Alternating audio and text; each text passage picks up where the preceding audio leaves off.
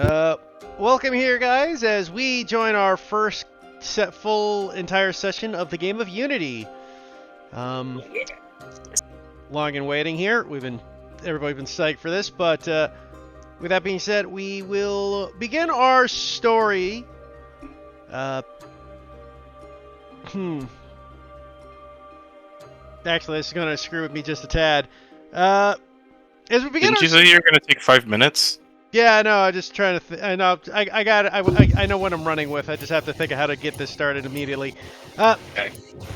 So we begin our story as we see two figures walking into the city of Baldur's Gate, wandering through the town. Two young women, who are very odd and strange. One, Storm, would you like to describe your character for us? Okay. In walking through the gates is a kind of young, pale, at least one of them. She has pale, like white skin almost.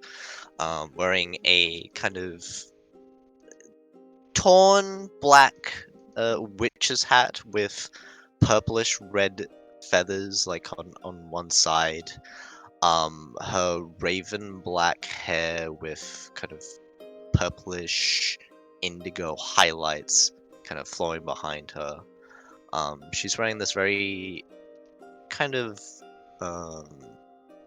tight, not so revealing black kind of robe dress. Carrying this little satchel around her shoulder, and she's got black gloves. And her kind of upper arms are exposed, kind of marked with a kind of heavy-looking scar on her left arm. And she's got these kind of piercing red eyes as she makes her way through. Following her is a raven that seems to be just kind of floating, not floating, sorry, flying very close above her, slightly to the upper left. It is kind of pure black with these blue eyes, and kind of shimmers with this like purplish bluish energy. Okay. And just so people can see the artwork, there's Storm's character. It's fucking lit. Yeah, she is hot. And Vibes are right up my alley, Storm. this would be the Raven's art.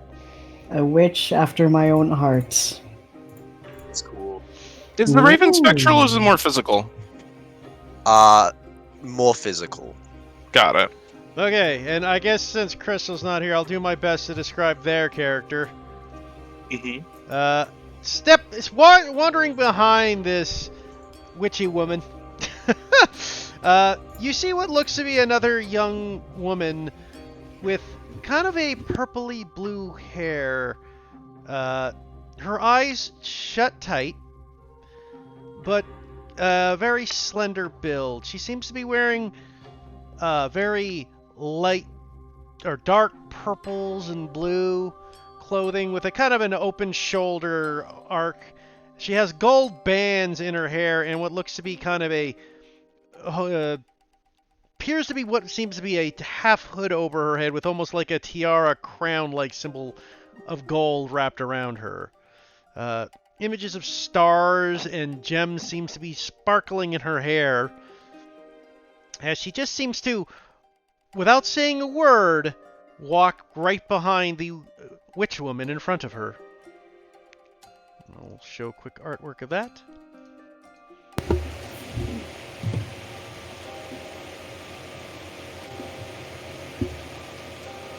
Obviously her eyes are golden, but you can't see that because her eyes are closed.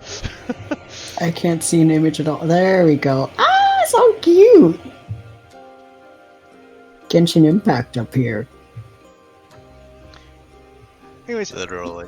as the two of them are walking through the streets, on their way towards the docks, searching for a known ship, they come across what looks to be the main shopping hut of the Wide of Baldur's Gate, where they hear two people talking at the markets.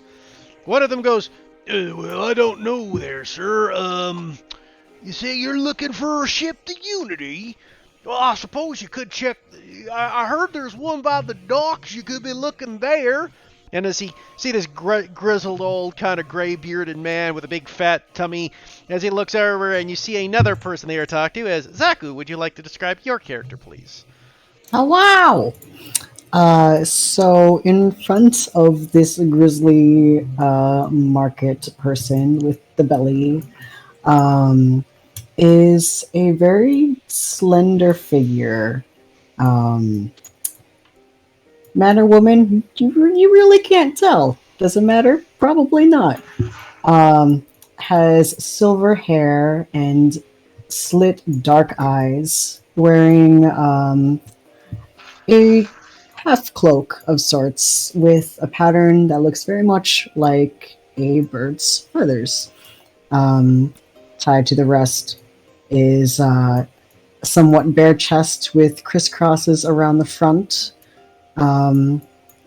A red, what do I call that? Cloak, I guess, around the waist, and very, very high thigh highs. How is this person walking around in heels? Not sure, but you know, it works. They're making it work, and I will show the unfinished art, but you can see the thingy. There's the token artwork, at least. I'll post on Discord what I'm working on. There you see my character, who seems to be pleasantly talking with the market person. Zachy, I want to take a moment to say it's crazy how much you style and you have improved in your art since I first fucking met you. Thank you. Anyway, so as you see these two people talking, you too are curious, overhearing them discussing about a ship to Unity. The raven flies over and kind of perches up on like a nearby kind of pole or something, and it's something just that it can just kind of perch on. Kind of looks over towards the two of them. Greetings. I have heard that you are looking for a boat to Unity. Myself and the Raven saying that. Yes, the Raven is saying that. The second you that's so say it, cool. you hear, "Oh my fuck!" As you just see the old guy just throw an apple at the talking bird. Can I make a dex say? Yeah. There we go. Okay, so the bird dodges the apple as it's flung at it. That was rude, sir. Go. Hemlock, we're in a city. Please don't interact with the strangers. Oh God. Sorry, sir. Sorry. That's don't mind the talking, Raven. Do you some sort of druid or something? Yes, we'll go with that. Hello. Okay. It's just a pet of mine. Don't worry about it. Hemlock, come here. And while that's My happening, apologies. the other person reaches out a very gentle hand on the very freaked out marketeer person, and just says, "No, consider there are many of us looking for this Unity. What's it called? So you'll see many different kind of faces. Look, Don't look, worry man, about it. This talking birds ain't what I was expecting to do, okay? That's not something you see, okay? Just seems to be trying to, like, calm himself down.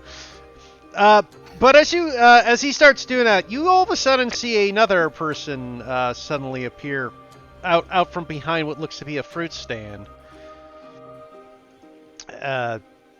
As the pair of you look over, you see what seems to be this middle-aged woman. She seems to be wearing a kind of a simple brown dress, and has to be with a white apron on. She seems very motherly as she looks over at you. And just for sake, give me 1 second as I will share the image.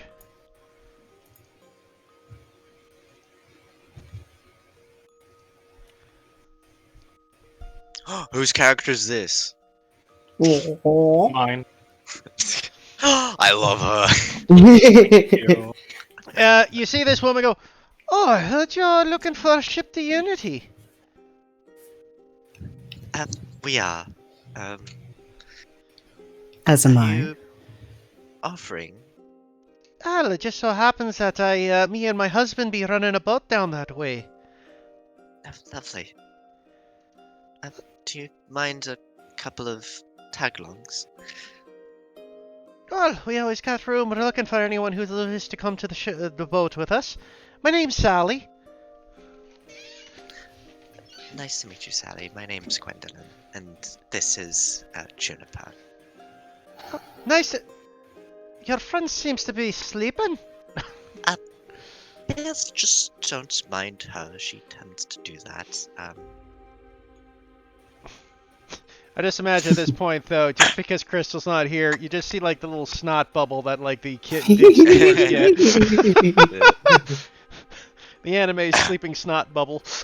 I love. And you just see Hemlock just kind of say, "And my name is Hemlock," and Gwendolyn just kind of pulls her hand over her face. So where the other merchant freaked the fuck out, Sally just goes, "Oh, you got yourself a talking bird, do ya?" Oh, that's good. First person in a while that hasn't freaked out. Yes. Oh, you trust me, I've seen you'll see all sorts where we come from. Not the first time I've seen a talking bird. That's good. I'm getting tired of holding my tongue around people. Oh, don't worry You about it. You don't do it anyways. True.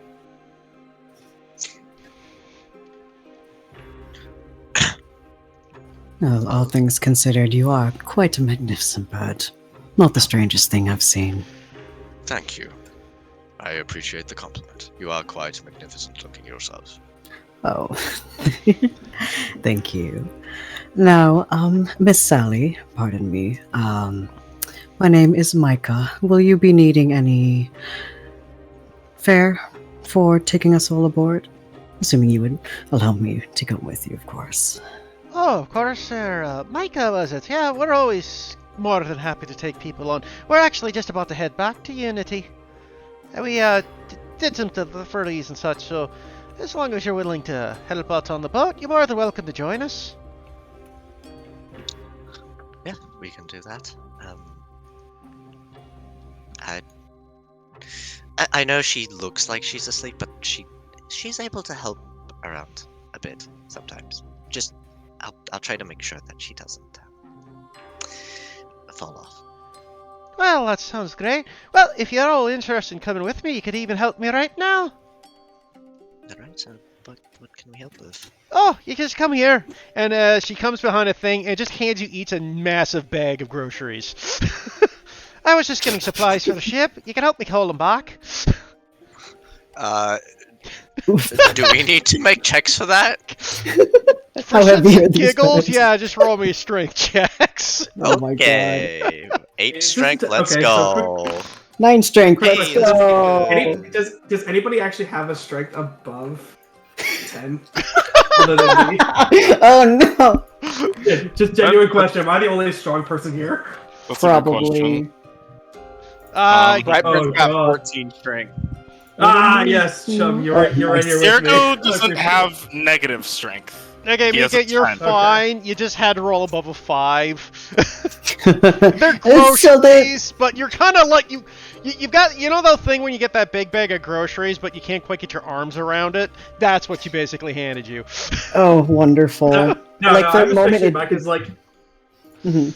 Sorry. No, you're No, that's fine. Oh, just I just picture, like, imagine you- the.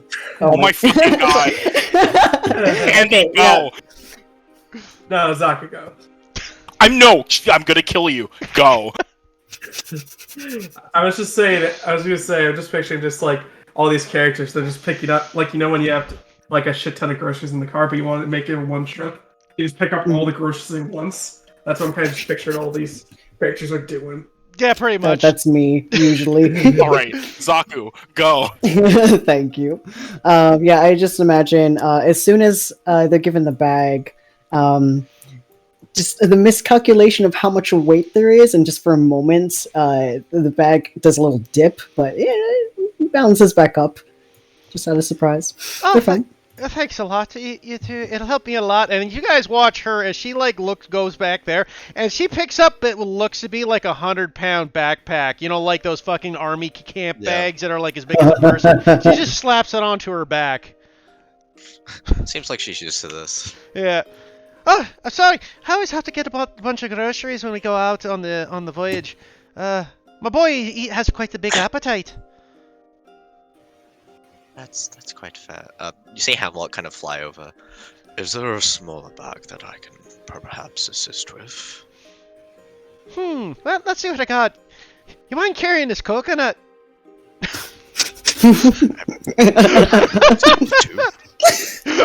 Just turn this bird into a air bomber. I hope you know that. Time to go bowling. Some unfortunate commoner's just gonna pass by and just look up and see a coconut just come careening Yes. towards. So, Andy, can a 3-ounce bird carry a 5-pound coconut? That's a good question. Good question. Maybe this bird is just extra chunky. No. Remember that? It's one of those GMO birds that has like a bunch of DNA just. He cannot. redone. You just, just can't get off the ground. Never mind. I'll...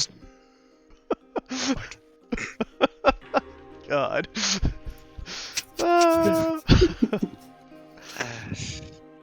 Micah will bend down and take the coconut for this poor bird and hand it back to the woman. Oh, thanks, sir. Well, we can head ourselves by the boat. We should be leaving here within the hour if you want to come with me. Sure. I will follow by your lead then. Oh, of course. And you just see her carrying this massive bag of groceries. And you guys look at it like, yeah, you're looking at that bag of groceries and like, Jesus Christ. Does she have like muscles hiding underneath? Is she like super jacked under these very baggy clothes? You're uncertain, but one thing's for sure. She knows how to distribute her weight at least to carry. Micah just leans over to Storm. What's your character's name again? Gwendolyn. Gwendolyn leans over to Gwendolyn. She's like, "Hey, that is impressive, isn't it?" Yes, I don't think I'd ever be able to carry that much, ever. Neither I.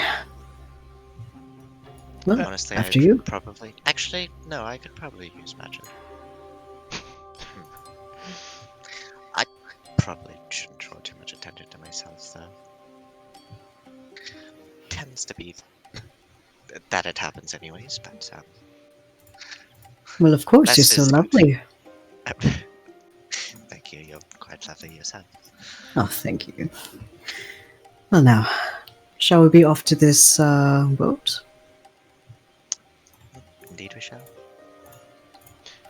And also, a pleasure to meet you as well. And pardon me for not introducing myself out here. Oh, it's alright. My name's Gwendolyn. Micah, and lets out a hand to shake. Shakes. You feel that her... Actually, no, she's wearing the glove top. It's fine. Never mind. Glove on Nothing glove strange at all. contact. Nothing strange. straight at all. No, Nothing at all. Glove, Complaining glove, no. glove communication. Glove on glove, love. Yes. Scandalous. You know what they say? Don't be a fool, wrap your tool. Any case, as you guys make your way through the wide and head towards the dock, you make pretty good jig time. Just for another shits and giggles, I just want to see how you guys react. Both roll me con saves, just because you're carrying these groceries. Zaki, you're going to make boy. yours with disadvantage because you get such a bad strength check. Understood. How do I do that on this sheet? Control should be. Control Constitution. Bros going down. What type of kind? Ability check. Oh no. Okay. Mika, you make it to the dock, but you're like, and just like wheezing. They have started taking more breaks in between, having to sit down, and just waves the others, just like keep going. Everything's fine. I'll get there. Fucking star's on fire today so far. Yeah. Except my bird strength check. Yeah. Or a coconut. He tried his best. But anyways, as you guys reach the dock, you see you're okay there, Miss Mika. You seem like you're gasping a bit for air. This is definitely not my usual, but I will be fine. Oh, good. As you approach, you see that there's another man standing at the dock with three other figures around him. The man seems to be another middle-aged humanoid, or human, wearing what looks to be a rather nice, best way to put it, bit like a sailor's kind of coat. Yeah, starting to have a little gray around the old hair. But still very lean. He's got very nice boots and a blue collar with a red belt around sash belt around his side. Starting to get a bit of the wrinkles around the eyes, but seems to be still in the prime of his days. As she approaches, "Husband, why don't you make yourself useful and give me a hand here?" "Oh, of course, dear." And I will show you his picture. I think the coat just really pulls them together. I want to. I really like the green coat. I was muted, but I was barking. I know you were. I know you were because I know you. I know at the description you're already salivating. Listen. It fuels me. Real recognizes real, Zaku. Don't worry. As he comes over, he grabs the bag off of his wife. He gets a bit of a grunt as he lifts it, but he is able to do so. Just, that wheeze when some people get when they pick up a jug of milk kind of thing. Me. I think, okay, when a man ever reaches the age of 20, they either have to start grunting when they pick up anything or not, or absolutely say nothing, and there's no in between. Every man just decides whether they grunt or not when picking something up. As he picks It's just facts. Oh, by the way, as she does approach us, by the way, husband, I found a few more people to take on the boat. Oh, that's fantastic, dear. Hello, I'm Captain Tumbler. It's a pleasure to meet all of you. Daisy, down. Daisy wants to be part of the game too. Yeah, no, Daisy is now officially in this campain. I own a dog. The couple owns a dog. As this is, fortunate you did too. I found a few of my own. As he looks over and introduces three figures standing next to him. We will do this from top to bottom. That would put Andy, you first. Please describe your character for those who have not yet met him. Alright, so you see a 6'3", almost kind of very greenish man. You're probably guessing either half orc or at least half orc. His eyes are kind of I don't know what the word is, hemochromatic. So one eye is Is it hetero? Heterochromatic? I Yeah. thought you were about to say Heterochromatic? hemoglobin. Like, Yeah, I couldn't remember the word was. I'm sorry. It's like H&H short. You know. yeah, I'm One of heterochromia. them. Heterochromia. Thank you. No, I like one of them- homochromatic. Ubek is homosexual. Just kidding. Homosexual. Anyway, one eye is very nicely blue. The other is a very bright orange.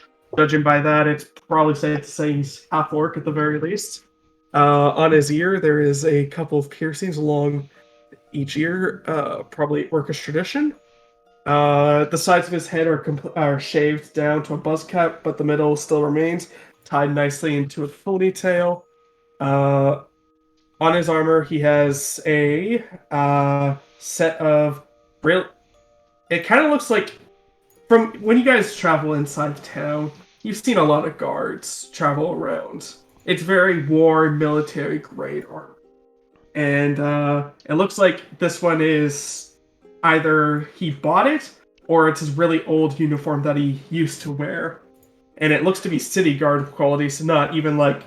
I mean, town quality, not city quality, where there's a lot more finance and a lot more padding. It looks very, like it was made in a small town kind of armor. He has a bit of a light fuzz going around his cheeks, and has two tusks, but one of them is chipped. On his back, there is a warhammer and a shield on one hand. A warhammer on his back and a shield in one hand. And along his waist, he has a variety of supplies, including a rolled up pack. We don't really know what that is. And a blacksmith hammer on his hip. As soon as he sees kind of everybody else walking in with all these heavy supplies, Uvek's going to say, hey, do you want me to grab one of those for you? And just to show you his image. Here, I got it, Heath. I posted in the game, dude. Oh, okay. I just posted your token in the game. You can show the full image as well, but yeah. Yeah, that's what I'm doing. There you go. Okay. And because he approaches, and he does approach, you will then see another even taller figure behind him, sticking out like a candle, for obvious reasons. Dylan, would you like to describe your character next? Before you stands the immortal Bright Flame. 7 feet tall, combat leathers head to toe, all very worn. He does have a cape, a long red one, but the most striking feature is that his head is a giant ball of pink fire. Shit. Hold on, I should actually have his description pulled up, my bad. It's alright, no rush. The flame is animated. It does move back and forth and changes with like his emotion, and kind of you can somewhat tell where he's looking just based off the shape of the flame and stuff like that. But it's other than that, his identity is completely concealed. It's just a pink ball of fire on his head. The cape is buttoned in the front with with a golden flame pendant, and it has a high collar as opposed to a hood. His leathers are all dyed like a dark bluish color, but there is no bit of. It seems like extra caution went into making sure that any bits of his body, or every bit of his body, was concealed and hidden. Yeah, that's pretty much it. He's a tall motherfucker, 7 feet tall. There's the Yeah. artwork. That's him. Damn, that is actually really awesome. Oh, I shit. like that. That is so cool. What the fuck? He does carry himself about in a very boisterous manner. But I would say his voice, though he talks like he's very dramatic, his voice is much smaller. But seeing Uvek help these people, I think he would rush up too. And specifically, because I just talked to Storm about this, make sure it wouldn't be weird. But he will, I assume, walk up to Gwendolyn's character and just be like, let me help. And you'll see his pink flame, the bottom of it turn kind of red. If you don't mind, should kind of hand it over. I can carry as many as you like. I am very strong. You certainly look it. Hey Heath, it's a quick question. Should Uvek even bother making a strength check? Because No, your guys' strength scores aren't on the verge of like healing over from fucking malnutrition. Okay, but like I'm just like picturing just like Uvek's like he like takes one bag, throws it over his shoulder, and then just like goes up to like Micah's like, can I just take that for you? And then just pick it up and throw it over that bag too. Because if you double bagged it, but considering you have one person going for each bag, you're probably fine, unless you're trying to rip it away from Brightburn. What I'm doing is I want him more just kind of like Uvek has double carrying capacity because of his own heritage, so that's kind of what I'm doing. Just as a joke, Uvek just gonna puts a second bag on top, like whatever. Yeah, I mean, you're also still carrying your shit too, ironically, so you just stack that on top of what you got, probably already makes it comical. Micah handed it over without question, just immediately into hands as soon as it reached out. And with the two giants now fucking talking, you look over to see the third figure in the party, Judah, if you'd be so kind. Yeah, just look down a couple inches, you see him. Well, okay, before, I guess, describing which, it's not even really going to be a description as much as, like, an observation of just his bodily quirks, amongst other things, because I'm telling you right now, I have no fucking clue what he looks like. He's just this amorphous blob of sunlight in my head. But I can tell you about a little bit more about, like, how he is as opposed to who he is. He is a very bright individual. The moment you literally lay your eyes on him, he's already smiling. In fact, he's approaching rapidly to your destination in an effort to help. He is not as big or strong as the others, as you will very quickly see, but he seems to move, if not quicker, than the other two, despite lagging behind them. He constantly stands up at a pretty upright position, almost perfect posture if it weren't for the fact that his neck is almost always slightly lurching forward. He has a very clear, very open body language about him with little trinkets and kind of almost a poncho sort of garb that he wears that it kind of almost seems particularly rustic in comparison to his otherwise newer clothing. In fact, that's honestly a big theme about him, is that there's a lot of new and old things that are on him. The clothes in particular, the sort of tunic that he wears being that of a more, that of a richer, more fine fabric, whereas with the poncho, it's more of a patch blanket almost, to an extent. But that aside, the moment he kind of opens up his mouth, it's just a very warm tone that comes from it, almost the tiniest bit melodious, as he will go forward and kind of lean on Brightburn just a tiny bit. It's just like, he's right. He is very strong. Hemlock, noticing that Brightburn's like taking a bit of a crush, he kind of interjects, flies in front between the two. My name is Hemlock. Pleasure to meet you. Oh my god, she has a bird. Hello. Talking bird too. Nice to meet you. I am Brightburn, as I said before, and this is my friend Jericho. He does songs. Can I pet him? You are able to pet me, yes. Oh my god! Oh wait! Oh yeah. Can I pet you? I'm sorry. I didn't mean to be rude. I've never seen a talking bird before. No, it's all right. I want to scratch you the chin. He is ecstatic. Awesome! Fuck yeah! I love this. His voice did not indicate that he would like this, but he does, and I love it. Just the tiniest fluff of plumage gets him away.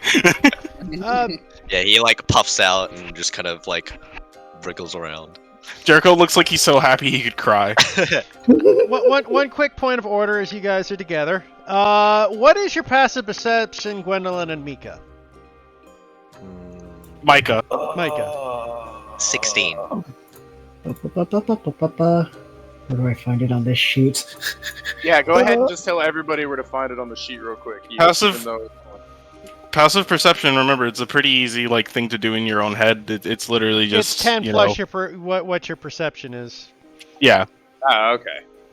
That's 10 super simple. plus my perception. It's also 15. like in brackets. 15. Okay, so you both have a high enough perception that you notice. As you guys approach the ship, you two see something that's really weird about the ship. Mhm. It seems to have a chimney sticking out its back end. Oh, it's a house ship. Interesting. Howl's moving boat. How's moving boat? Yes. At least, What a boat I mean, as far as you guys are concerned, it's a chimney. What it really is smokestacks like you would have on a steamer.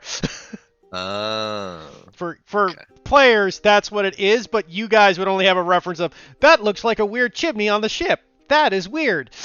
Since steam power does not Uvek's still exist in better. the Forgotten Realms. Small thing, Heath. Uvek's still- Yeah. Sorry. Jericho is going to also attempt to carry 2 like Uvek, but his strength is 10. Well- do it. Guys, there's only 2 bags, and the captain's got okay. the third. I know. Uvek- Jericho's gonna Jericho carry the and Uvek- coconut. He's gonna carry the coconut. Uvek's just And gonna give him a thumbs up, proudly, like, too. Yeah. Uvek just gives him a thumbs up, like, yeah, man, you got it. You got it, man. Jericho flexes playfully. And this Uvek is just kind of just smiles and just laughs. He nearly drops the coconut. and this is Juniper. Don't mind her. She's asleep currently. You just hear. Standing while asleep. You know, I occasionally do that during my studies. Doesn't surprise me much at all. She looks She's pretty well quite punched adept. out. She okay? Yeah, she's Or- fine. She's just how she is. Also, sorry if my voice sounds a bit odd. I still have the cold, so if I don't sound like Uvek, at least you guys know. Uvek just has the sniffles. You know, it's hay season. Yeah, Hey, no, Uvek. Uvek's not used to being on the coast, so That was me everything is- yesterday. Yeah. I Okay. was so sick yesterday. So as you guys get yourselves ready and head on to the boat, you just hear the captain go, "Well, I'll take you all on the boat. I suppose you want to be taken to your rooms while you wait till we shove off, or what you want?"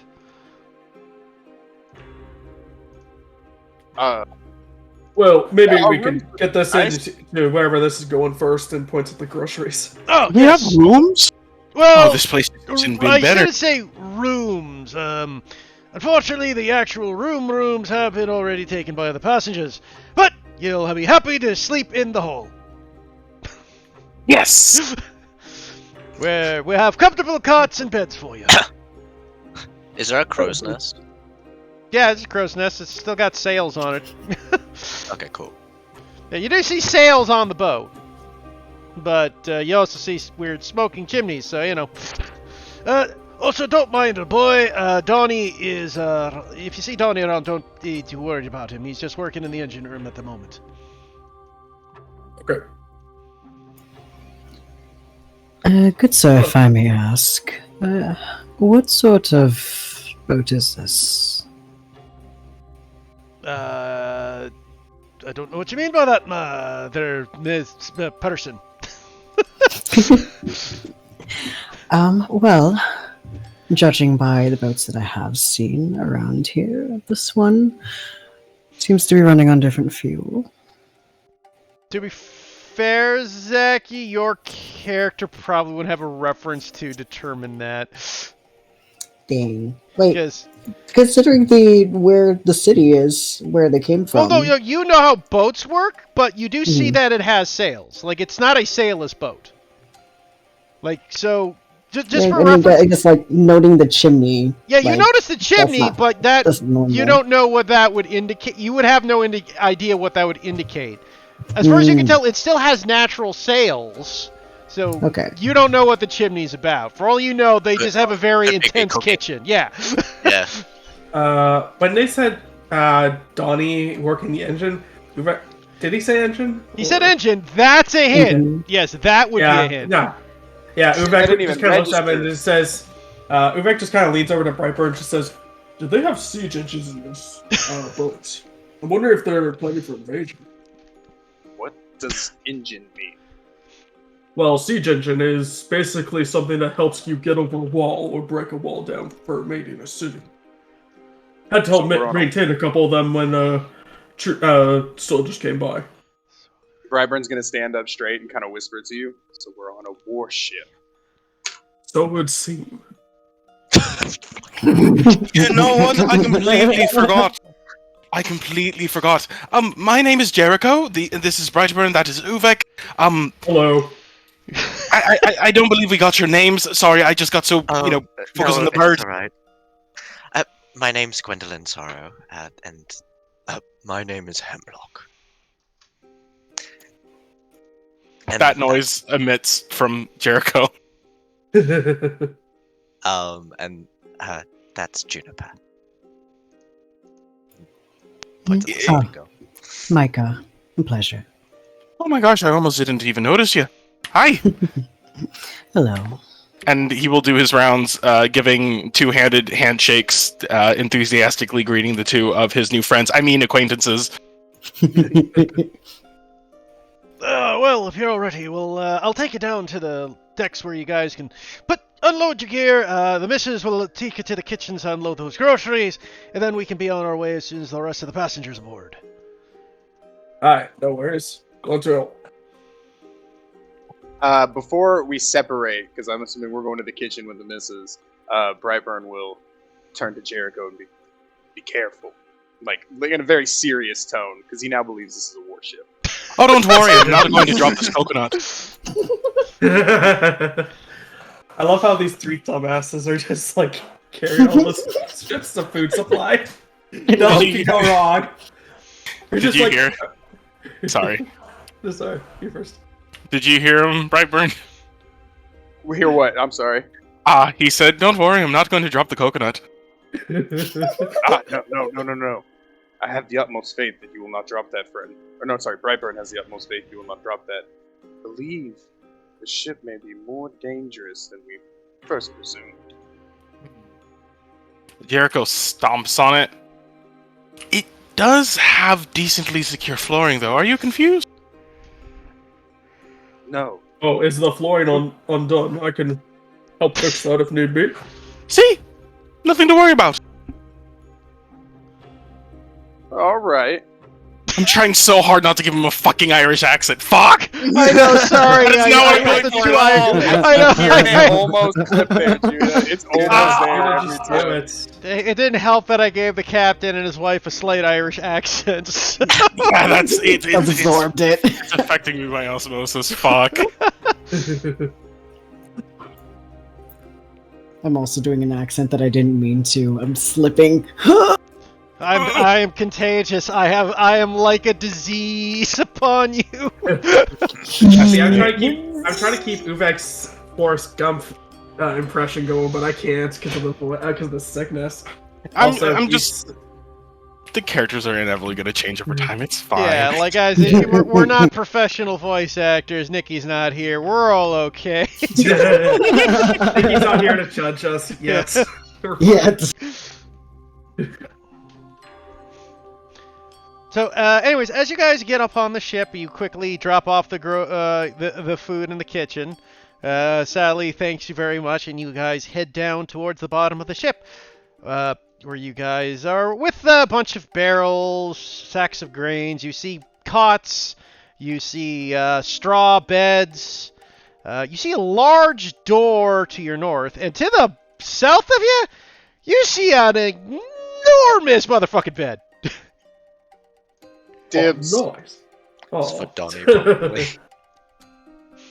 As I will activate the Ah. ship.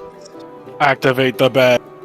How do I Bright activate Bill, milk? if the bed is Alright. empty, he'll crash down into it as he says dibs. Oh, that is a comfy looking bed. Although, why is there rocks on it? Heath, are you trying to kill me again with rock pillows? Can I not? I'm the only one who Those not. aren't Again? rocks. Those are just pillows that I happen. know. I know. I'm joking, Heath.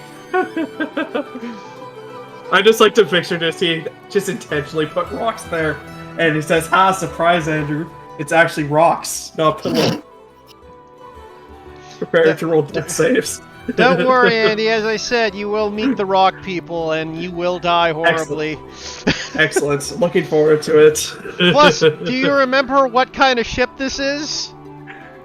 Oh yeah, it's coal. It's a coal ship. So yeah, It's a warship, yeah. Trebuchets and siege engines. exactly. So you just jump off the giant bed. I do fall. If it's empty, Brightburn does fall back into it in a very confident manner. Yeah, Burns the like pillows. you're a big man, Brightburn. This thing, you feel like a toddler in your dad's bed at this point. Oh yeah. Oh, Gwendolyn, come try this out.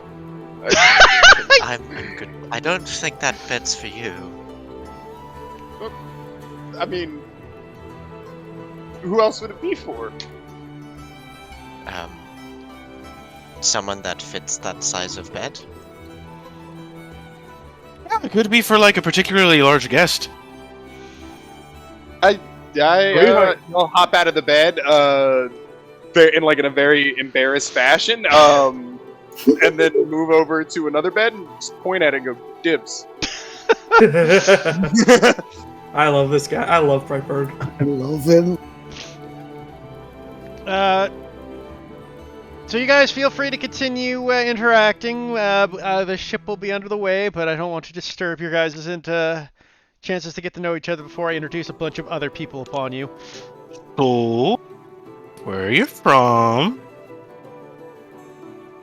So when Jack asks that, Uvek's just gonna start unpacking some of his stuff, namely that World F bag that he has.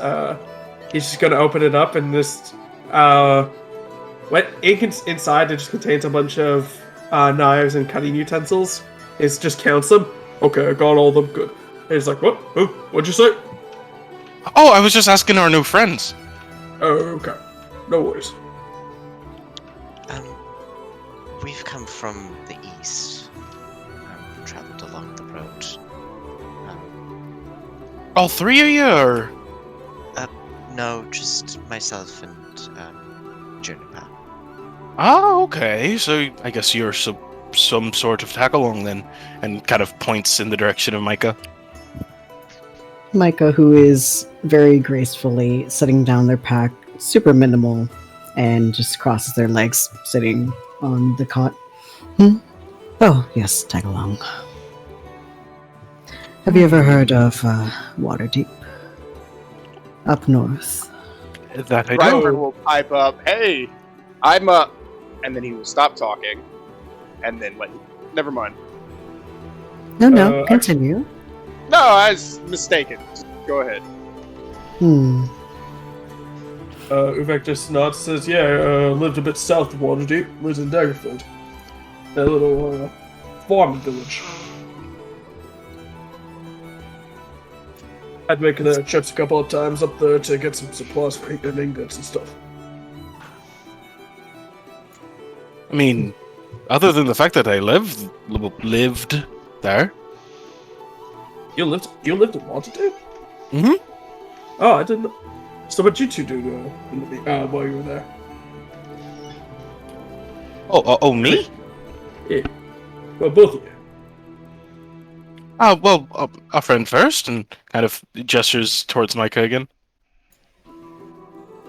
Oh, regular adventuring, helping out with deliveries, things like that. I hail from the deeper part of the cities.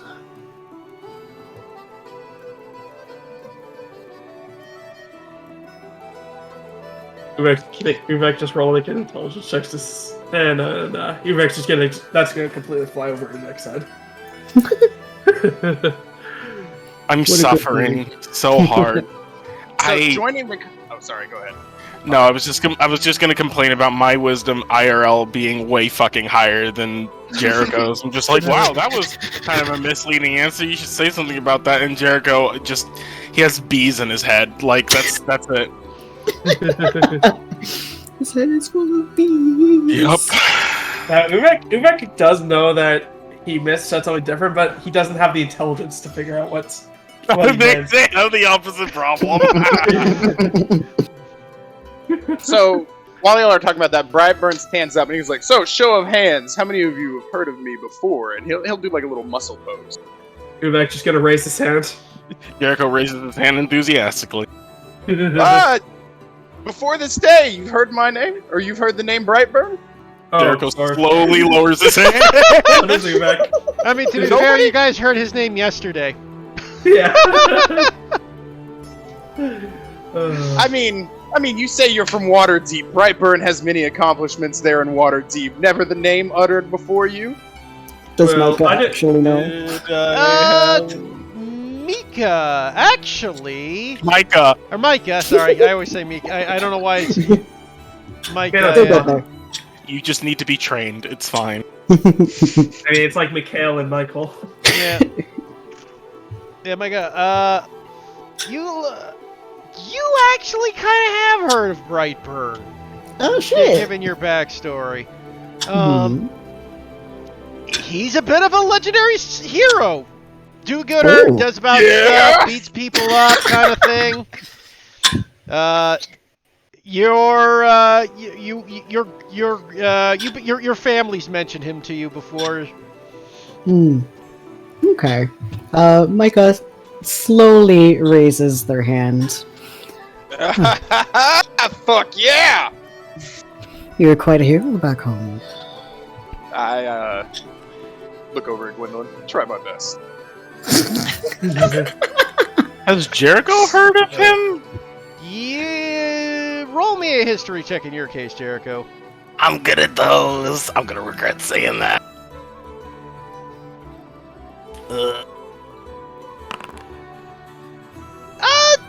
Not bad. Not bad. You don't know a bunch, but you're like, wait a minute. Yeah. You heard about some crazy ass clown with a flaming head who beats the shit out of people. Yeah. It's like an overlay over Jericho's head. You just see like he just kind of goes like translucent, and there's like a image of like a live wire trying to connect to the other side, and it's getting real close. It's starting to create a little spark, but like no connection yet. Basically, it's like I think maybe I'm pretty sure his name was like Starfire or something. No, Starfire is a dick, first of all. That guy... no 2 cents about him. Well, I mean, I'm not particularly sure, but Oh, but look, I'm just happy to hear my reputation precedes me.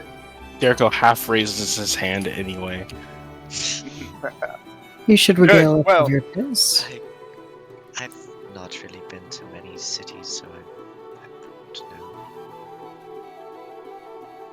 I have one question before we continue this. Is there any way we could turn the volume of the music down just a little bit? Sure. Oh, you can turn it down yourself. Yeah. That's what I'm asking. Oh, wait, is it the music thing right Yeah. here? Oh my god! I should have looked before I asked. I'm fucking sorry. Didn't have to interrupt. No, you're good.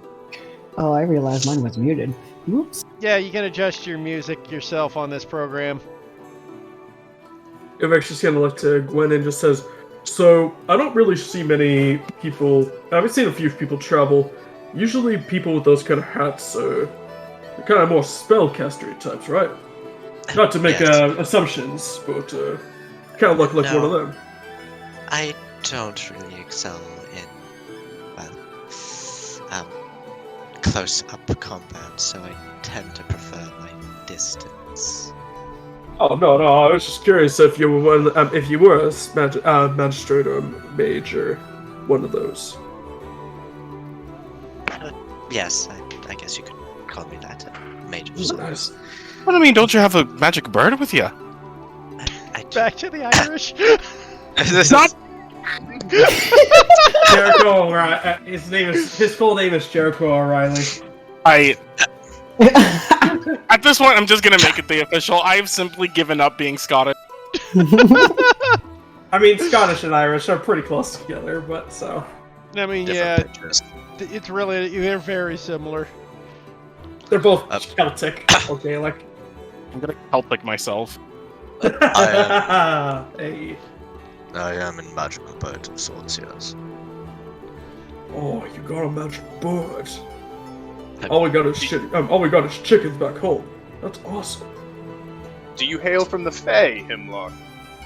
I guess you could say something like that, yes.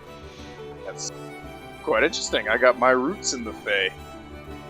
Oh, That That's very explains the purple flames. Ah, 100%. I'm very curious, if you don't mind me asking, but what exactly is your race? Wow. Asking the big Wyvern, questions here. Wyvern does a heavy sigh. Gwendolyn just looks towards him and gives a stern look. Hemlock, you shouldn't ask people that. No, Gwendolyn. Gwendolyn is fine. I'm a rare race known as Hero. Log! Fuck that. Yeah! High five. Nice. Micah covers her mouth, but snorted at that answer. I suppose now that we're on the topic of like odd questions, and he just like he doesn't. I don't think he intends to do so, but he just kind of stares at Micah for like a solid 5 seconds, and then he opens his mouth like about to say something, and then he just closes it again. Micah catches his eyes and locks vision with him, very expectantly waiting, tilting their head. Is there He a kinda question you have for me? He kind of gets a little shy at the return. It's just like, No, Well, I don't well- bite. well, I mean, I suppose I was just curious. Hmm. Sir, Miss, Oh. It matters not to me. I tend to go neutral, but call me what you wish. They, them, he, him, she, her. Whatever's You know, fine. actually, I'm kind of out of character. I'm actually kind of surprised there is no kind of. Is there actually an in between Mr. and Ms. or Mrs.? You know, technically there's like MX, but Oh, I've never How do heard you it in pronounce that? speech. I'm Mix? not sure. I think it's mixed. That- I mean, that just sounds weird. Hello, Makes Mix. the soul How kind are of you? derogatory. If I said that aloud, I feel like I'm gonna say Honorifics. something. People are gonna pat with her. Honorifics are inherently gendered. There's not really a lot of like gender neutral honorifics of sorts. I mean, it's like the fact there's no gender-neutral version for uncle or aunt. There's no How about- parent or... Hey, Okay, so here's what we do. We call Micah the Right Honorable Micah. Since there is no. just call them by their name. That probably Yeah. is the quickest way to do it. If anybody's Call going to them be called whore. honorable around here, it's going to Oh, be that's me. just me. if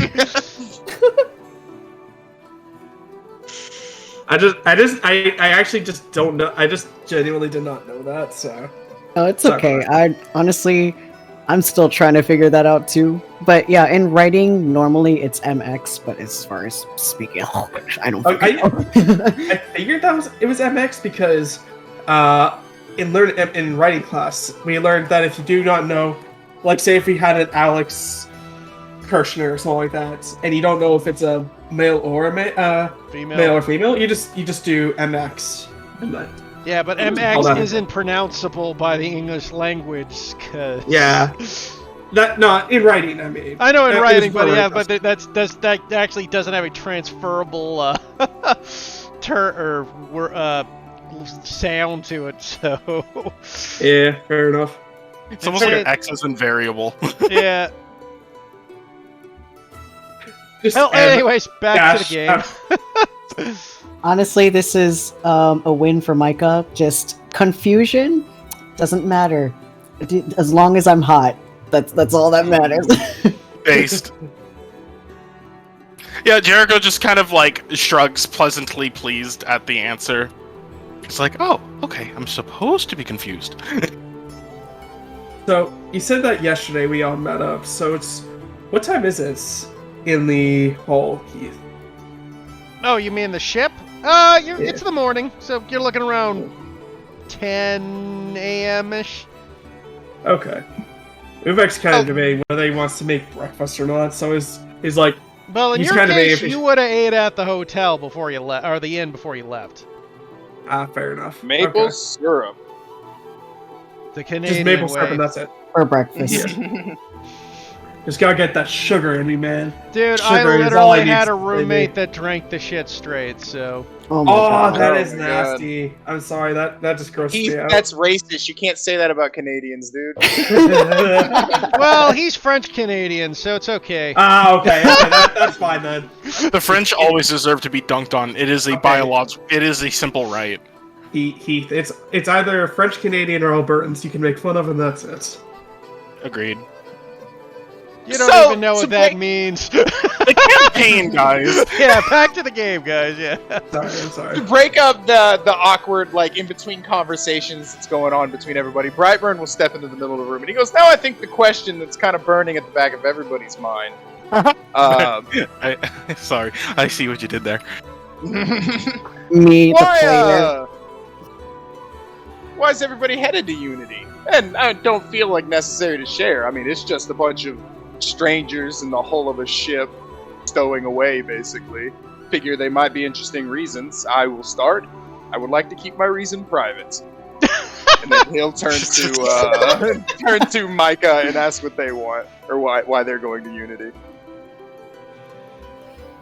Oh, just looking for someone. And they Lost just lover, ancient rival.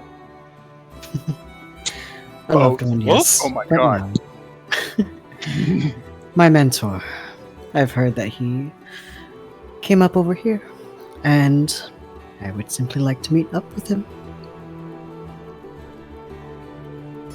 Classic kung fu story. I like it. Jericho. I'm sorry, Uvek. I used the wrong name. I'm sorry. I was holding up the line. It's okay. Uvek just kind of he rolls back up his knife, his cooking utensils, packs it back in his bag, like, what'd you say?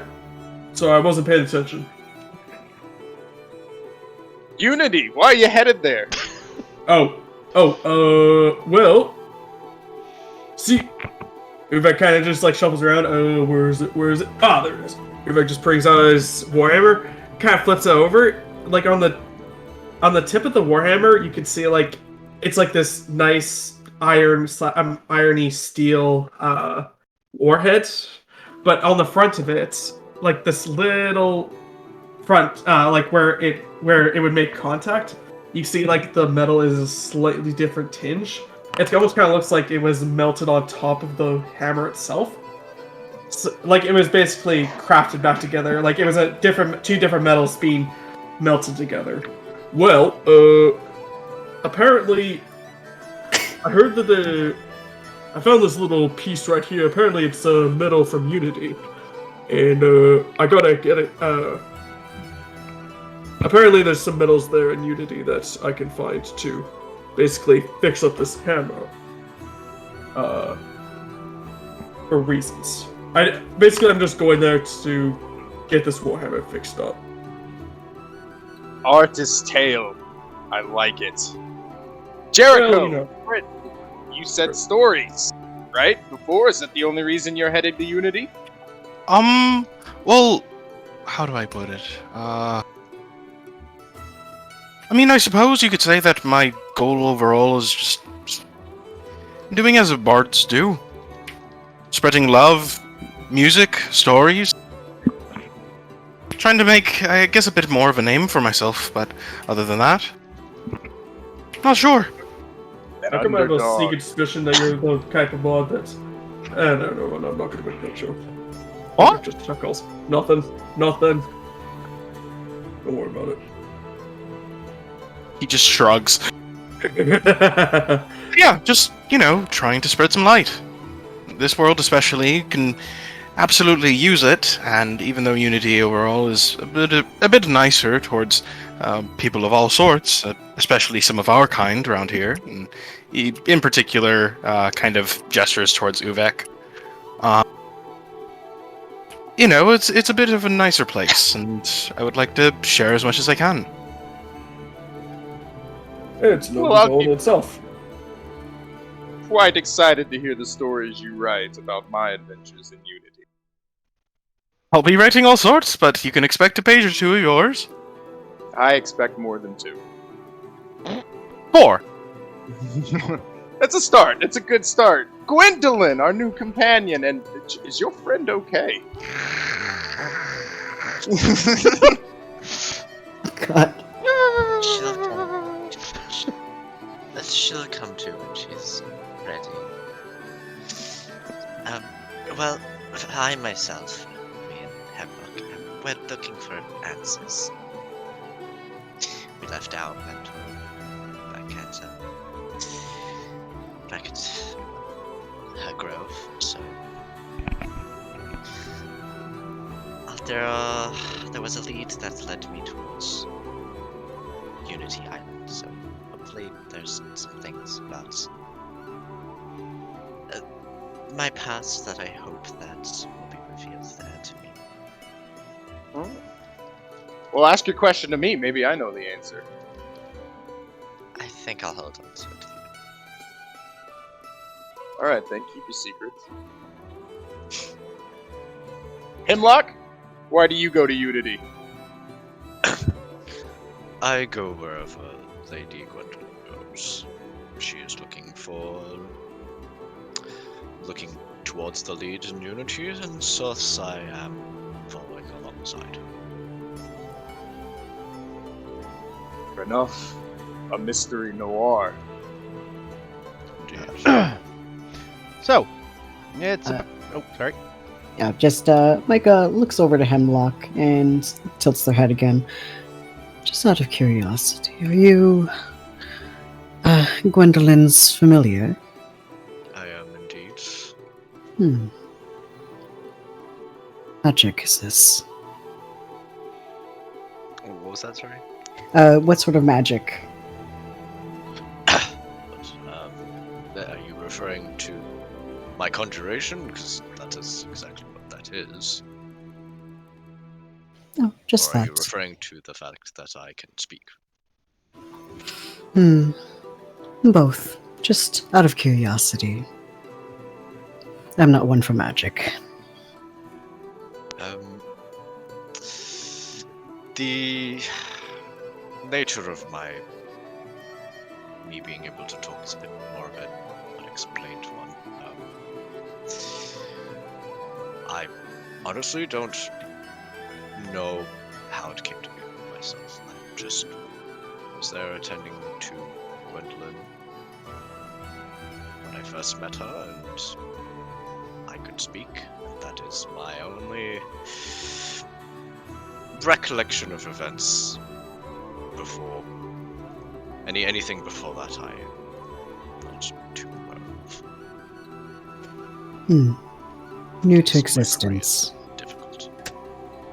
No, don't worry about it. Yeah, that is all. Thank you for humoring me. It's alright.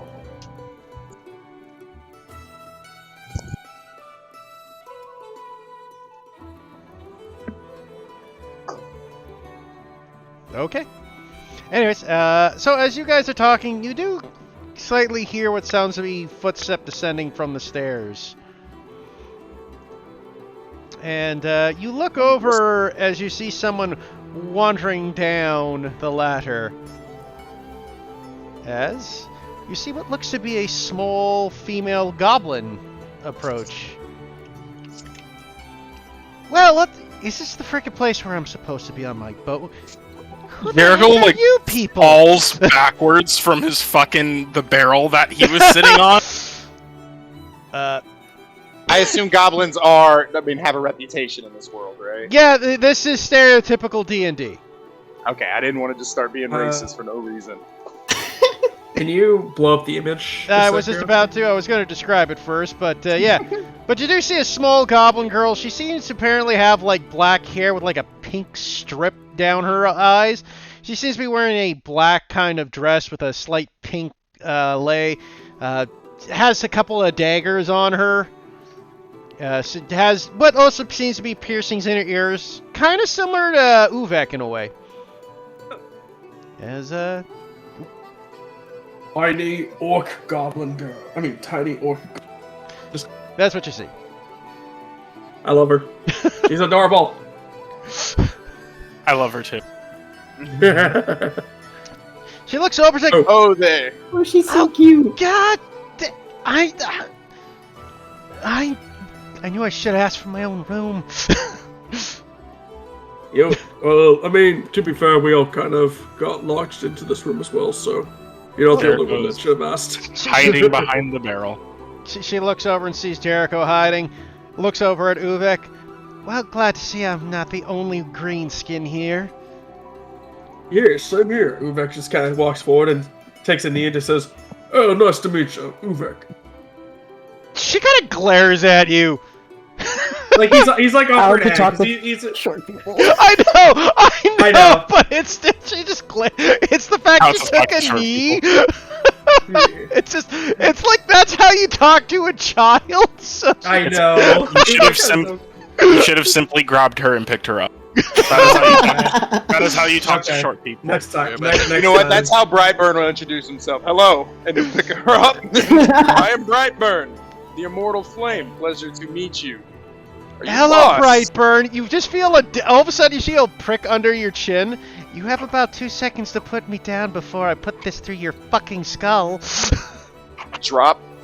Fair enough. Touch me again, and I swear that'll be the last thing you fucking do. I Oh, highly that's doubt fine. it'll be the last, but I appreciate the gumption. Well, don't forget, I'm at the height where, and she looks at you up and down, that I could clearly stop making you a man, Brightburn. I mean, okay. Brightburn will sit down.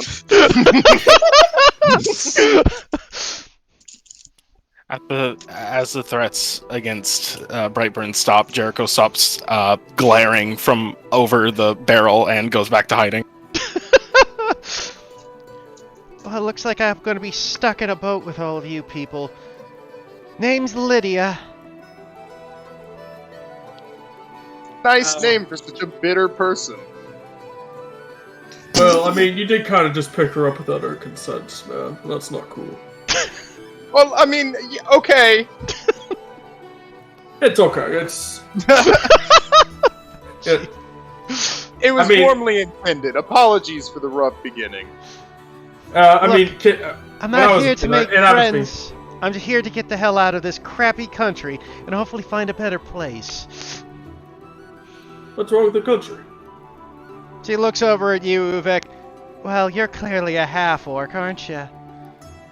Well, I mean, some people think that I'm full orc, but I mean, yeah. So, you don't fucking know what's wrong with this piece of shit place for our kind? Oh no, I mean, don't get me wrong. I've gotten some threats before, but I mean, people can change over time. Look, I just want to get the hell away from here. I've had enough problems. Passive perceptions by everybody. What's everybody's passive perception? 16. Mine is Bro, 10. passive perception is 15, I think. Okay, so Hold on. everybody with a 15 or over passive perception. Yep, yep. One thing you'll do notice at her, when she had put the dagger up and put her arm back down, you saw that her wrists have scars on them. And if you have an intelligence of 12 or higher, you would also note that those looks like from something from chains. Manacles. Yep. Well, he can see the marks, but he doesn't realize the chain bit, and he just kind of goes, "Oh, you okay there? See, got some scars there too." And Uvek just kind of like lowers his arm, and there's like a bunch of, you know how skin sometimes burns a little bit because he works the forge, so there's like a bit of skin dimorphic. I mean, skin. What's the word I'm looking for?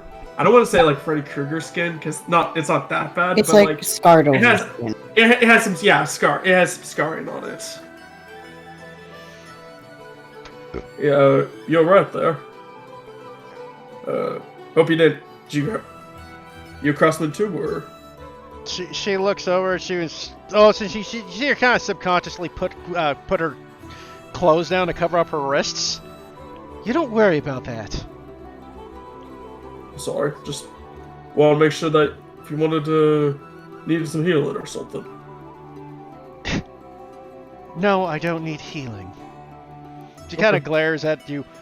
Anyways, I just want you all to know that if we're sharing this area, I don't want to make sure we're all on the same page. Not to mess with me.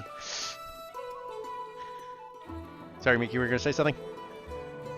Oh, just watching the conversation eventually just pipes up. Did she say her name already? Yeah, Lydia. Okay. Lydia, dear, would you like to sit down? And he gestures to the cot next to them. Looking unfazed by the fact that Lydia is a goblin? What was it again? She's a goblin. Oh, She is very yeah. much hence the teeny tiny token. She is a goblin. She's a goblin, yeah. Unfazed by the fact. She kind of looks over at you, Mika, and kind of with that glower on her face, it's like, I said I'm not here to make friends. I just came down to tell you. Since we'll all be sleeping in the same area, if any of you try to mess with me, I'll gotcha. Of course, merely offering a seat. You seem tense standing there. Yeah, well, Right. I got lots to be tense about. If I just put stand up, no worries, boss. Ain't gonna be no issue from me. And you just see her kind of wander over towards the thing north to where the straw beds are. A few minutes after that, you hear another sound of footsteps coming down the stairs. These ones much louder! And you also hear creaking, like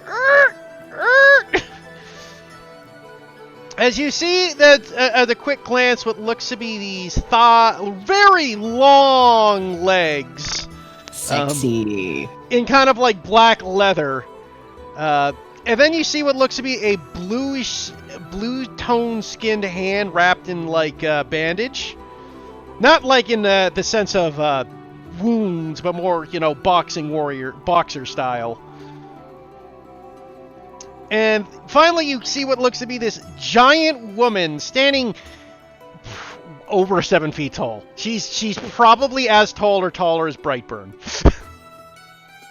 My God. My God, how much do you bench? As you see this giant blue woman with these long black braided hair appear. On her Image back in is hand. this giant double-handed sword. And there's what you guys She is see. my wife, thank you! Mommy, Real sorry. quick question: Mommy, How sorry. long is the trip to Unity? Nobody asked. All right. Okay. So no, Brightburn doesn't know. Brightburn will jump up and he goes, "You look like you would be a fun fight." Oh God, serious? Tell me you just said that to her. He did, but it's not in like a "I want to fight you" manner. It's more like I'm an impressed. No, the woman looks over at you, Brightburn, and goes, "You strong warrior for Nala? You wish to be Nala's mate?" Brightburn's pink flame turns red. No. No. We breed. You beat Nala, we breed. Get, There my you go, back just- has been. It's been tweaked out. I gotta lay down. Hemlock looks especially like just watching the conversation, just more attentive. Is Nala? The What is Nala? reddest flame. Nala- that can be Nala's right a now. Goliath. I'm embarrassed. Ah, nice. She's an offshoot Goliath type. Yeah. We're When he just sits gonna. down. Oh, sorry. Go ahead. No, you first. No, I was just gonna say when he sits down, he's like, I might be able to take her. I just don't know, like, if I want to. Miracle will step out of Oh, sorry, go. Jericho will step out of his cover and he at first he kind of like meagerly sat back onto his bed, and then giant step happens and he just feels the ground vibrate and he sees this giant woman, and he just like half meekly, half awestruck, just kind of like slowly approaches her, like with like his little scrapbook like in between his hands. He's just like, "You are beautiful. Can I draw you?" Let me paint you. Let me paint you. Like, what am Paint I me might, like I my might French run out girl. of brush though. Give me a second.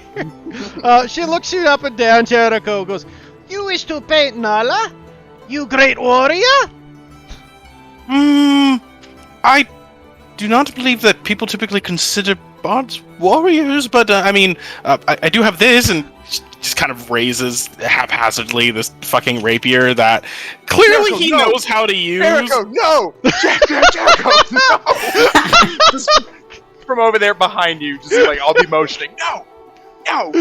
She looks at the like for what looks to her is like a toothpick. Looks at your rapier and she just kind of grabs it in one hand and picks it up. This is your sword? I mean, I consider myself more of a person of like, the pen is the sword, but, well, you know, yeah, I suppose. Nala not impressed. She need to find strong man. And just At that point, yeah, at that What point, does your sorry. sword look like? She pulls out the sword and it's probably like 2 feet wide. Uvek Got Uvek just sits up. He's like, "Oh, you're a swordsman." And Uvek's like, "That is awesome." And he just like lifts up his hammer.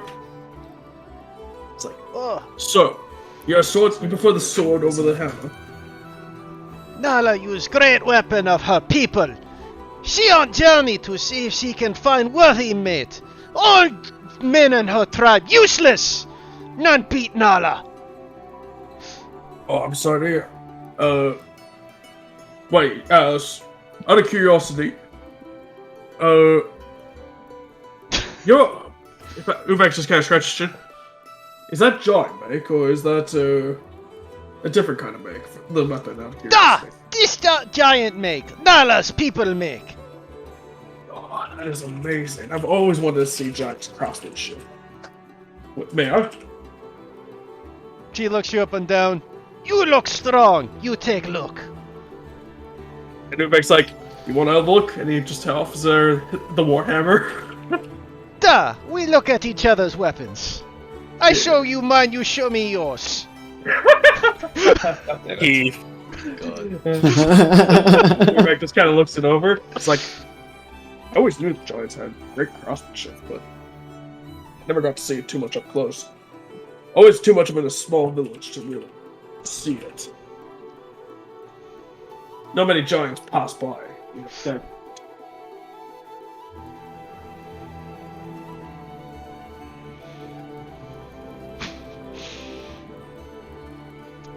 Indeed. She looks at your hammer. This look like good hammer to hit. Fortunately, it's not complete. I kind of found the warheads by its lonesome, so I had to craft it with another piece of inferior metal. Currently, I'm awaiting you to see if I can find some replacement materials for this. Da! Nala see help you. Nala think you could find good metal. You worksmith? I was training under a dwarven, I was working under a dwarven smith named Gunbeard. Da! Oh, Those okay. good smiths. They are. I really respected his craftsmanship, and he taught me a lot. But this is I heard that giant's craftsmanship is almost far exceeds dwarven, even dwarven or elven. Da! Yeah! Da! Do you have any recommendations for how we can work this metal? Or do you have any recommendations on how I can better balance the metal? She looks at the weapon and she kind of rubs her chin. Smash overhead, balance good enough. Appreciate it. Uvek, okay, so quick question: how heavy is the sword for Uvek to carry? I mean, you've got a strength score. Would you be able to handle it? Yeah, okay. So Uvek, he's just gonna like take like a step back and kind of just like do like small motions with it just to see how it feels. I think both balanced. I mean, I you mean, wouldn't it's be very- proficient with it, but you'd be able to move it. Yeah. No, I actually am proficient with all weapons. Oh yeah, I guess right. You're a forgesmith. Yeah, you're right. No, On the it's other- because I have hex blade. I thought you Forgesmith didn't only take has heavy hex armor. blade. Oh, I thought you didn't do the hex blade thing. Nope, I did. Oh, fair enough. Yeah. Is Uvek hex just blade kinda all like- weapons? I thought hex blades didn't get great All weapons. All weapons and medium armor and shields. No, fair enough. So Uvek just kind of like does some motions with it. I mean, it's very front heavy, but I guess that's kind of the point for a greatsword. You wanted to make sure it cleaves right through. Duh! Yeah, this is the type of weapon where if Mika or Gwendolyn tried to pick it up, they'd probably fall over. Yeah. I'm Micah. almost kind of Or Micah, yeah. I'm almost kind of jealous, to be honest. Well, thank you. That is actually very impressive. I've never seen giant craftsmanship up close, so thank you. Well, you wish to see Nika's sword more? You just ask Nika. Nala. Nala, now go get some sleep. Yeah, I know, I'm tired. No, it's alright. Uvek trades back to the sword and the hammer, and he's just like, "Oh, you're staying here too? You're headed for unit. You staying in the hold too?" Duh! Only place big enough for Nala. Other rooms taken by... She kind of thinks for a second. Fancy-looking woman with cards, singing dwarf woman, and fancy snooty elf. Oh, and birds. Oh, we have a boat here. Oh, Which no, there are big the birds. Oh, okay. From Sesame Street. Oh yeah, I remember seeing that minstrel show coming in. Oh, yeah. And Pratt in armor. Pratt in armor. Duh! Stupid Pratt. Pretty boy. Okay, well, I'll make sure to keep my eye on that. And Uvek just kicks his hammer right back down to where it under his bed. Well, I guess I'll... Well, I guess it's good to finally meet you, Nala. And Uvek's like, oh, right, Uvek, by the way. Ah, pleasure meet. Do you take your hand out, shake? Sure. Again, you've got a strength score where you're not gonna like go on your knee, but you could just feel that she's that type of person that basically does the squeeze handshake, right? Oh, yeah, you're talking about The power Full grip Metal shake, Alchemist right? meme? Where you like crush Yeah. each other's hands. Yeah. You have a feeling if Anyway. Jericho had tried this, he'd be on his knee right now. Uh-huh. 1,000%. I'm just picturing like the Predator meme. You son of a bitch! And you just do Yeah, that. yeah, something like that. Yeah. Well, good to meet you, Nala. Da! Nala, go And I get hope ready you- for put her gear down. We speak later, da? Da.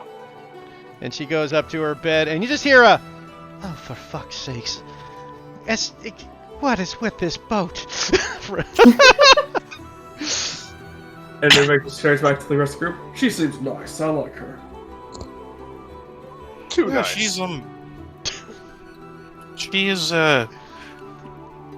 kind of shakes his head a little bit. No, she's absolutely nice. I look forward to seeing her more. I've never seen. I've always wanted to see Giant Smith. It's only got.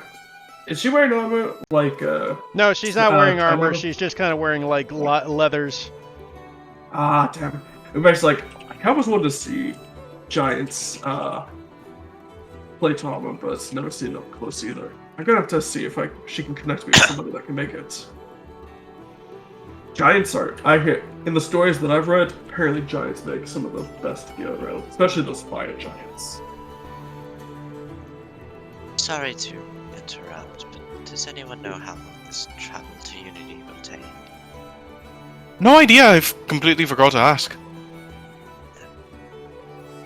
Looks around to the rest of the room. Would it be okay if I rolled a survival check there, Heath?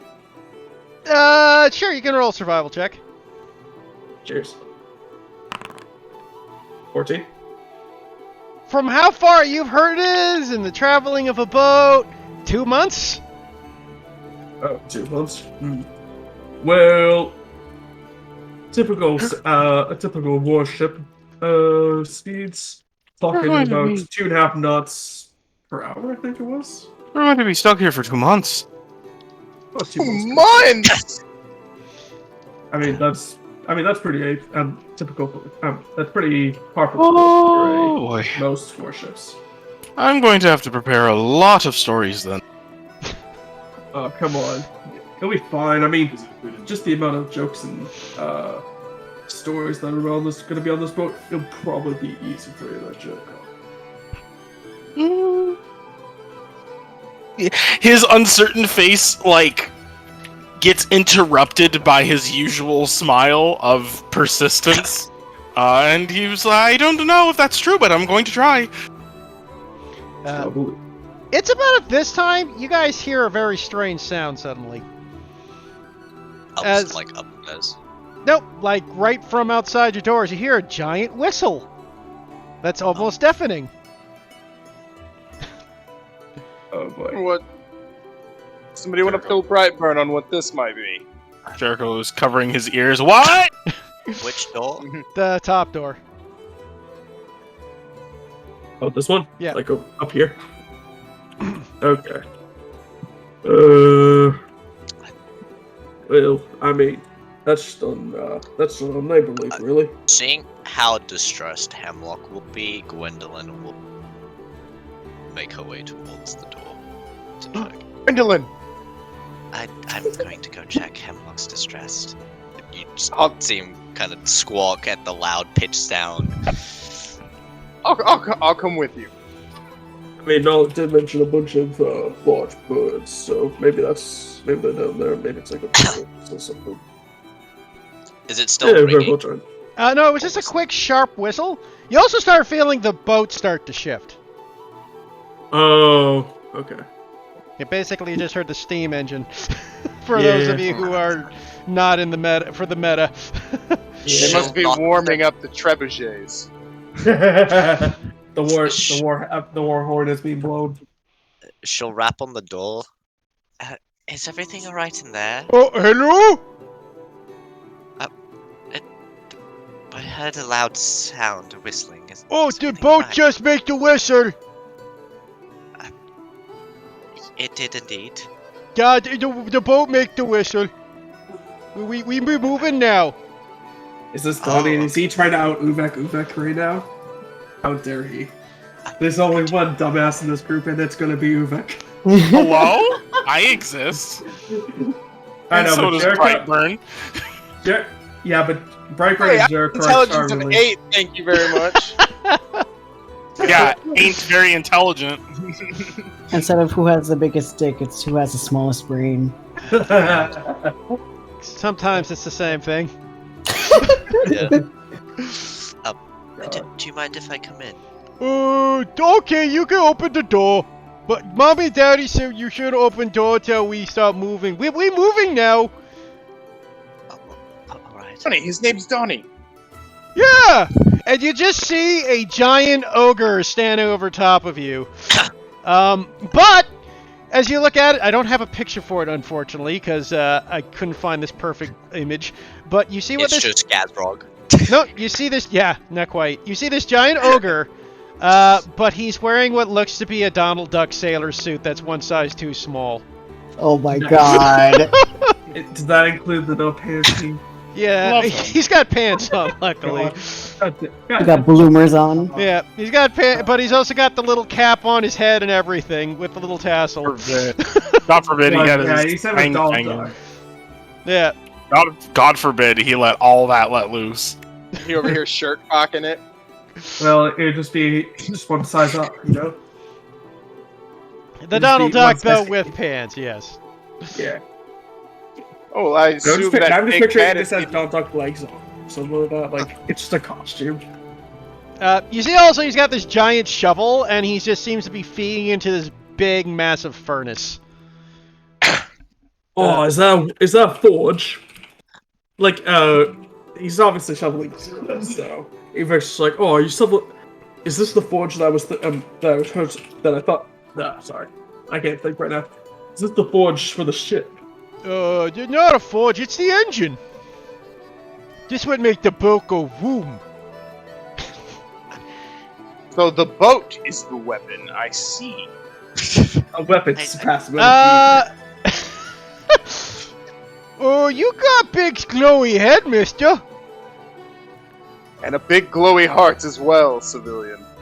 Oh. There's a lot of coal in there. I don't know if you're. By the way, at this point, Brightburn, you know that thing people do with candles when they put their hand over it? He's doing that to your head right now with the light. The only warmth you'll feel is from my heart. The flame is completely harmless. Jericho's Oh. just staring mouth agape at this fucking titan. Yeah, he's like 10 feet tall, and you look down at the bed and you're like, oh. It's all coming together. Micah is just leaning forward past Jericho's shoulder just to see what the fuck is going on. He's he's like he's so tall. He cannot finish the L. That sounds hurts a So, lot. wh- How often? Pardon? He said Hemlock would fly up, but that whistling sound hurt a lot. Does that happen often? It will happen occasionally, otherwise engine go boom. Okay. Well, that will be not a enjoyable experience. to say Oh, the least. if Buddy need help, and you just see him kind of like rummage in a pocket. And he just pulls out, these sometimes given to passengers, and you just see like giant earmuffs. Yes. Giant! Especially they're ogre size, so they don't fit Jericho. I mean, Also, I love him. You like Donnie? Yes. He's a good boy. Do they fit Hemlock? Oh, one Or is more- it the size of He Hemlock? looks, it's probably like each muff is probably Hemlock size. Oh, one sec, and he looks over and he takes out like what he sees is like, and he basically rips off little cotton cobs and goes, "We put these in use." He basically made you earplugs. Gwendolyn, take those. I'll keep those on me. Thank you. You got big pretty hat, lady. Thank you. I'm just gonna smile at Donnie. And you Yeah. have a very nice suit. Oh, thank you. Mommy made it for me when I was God little. damn it! I wish I would have thought of that line.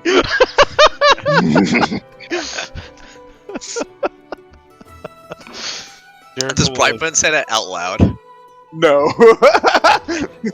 You know His it pride was. won't allow it. You know he wouldn't say. You know it's not him because he referred to himself as I and not Brightburn. That's fair. That's fair. What big man with glowy head called?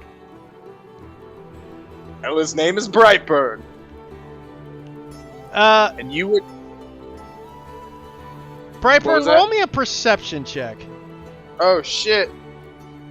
Ah, fuck. Where'd my sheet go? 16. Gwendolyn, roll me a perception check because you're in the room as well. Can Hemlock roll on? Sure, I'll allow it. So 15. It's a hearing thing, not a sight thing. Also keen hearing and sight. So I thought owls only had keen sight. no, it's both. Just Real quick, Uvek, you're gonna feel Jericho kind of hiding behind you as he's wanting to look at this whole thing, but Goblin. As you say that, Jericho, you just look over at Lydia, and she He didn't does that- say anything. Oh, I thought you said. Oh, sorry, my mistake. No, I was acting out his thought process. He can intuit that the gobbo is scaring him. Yeah, well, okay, fair enough. The gobble looks over at you, kind of seeing you nervous, and she just goes that, you know that fucking thing where they like she basically does the "nyah" snarl at you. Just Oh, she hisses. yeah. Oh no! Jericho just like he just goes pale. He's already kind of a fair skinned guy. He just goes fucking pale. He just looks over and oh, don't worry, he's with me. He's a good guy. Well, just tell him to Jericho, stay like- the fuck back. Jericho just like he was about to wave, and then just at that you see his hand immediately scrunched up as if it itself cringed, and he just puts it straight back down. It makes like, Jericho, maybe it's alright. Maybe you just move over to the right a little bit. So Brightburn and Hemlock, you think you heard something? You can't really tell from where, but it sounded like a really soft squeal. Brightburn will hold his hand up with a finger, hold, and he'll tilt his head, which just looks like a flame turning on its axis. What was that noise? Sounded like wheeled. Sorry, I think it was me.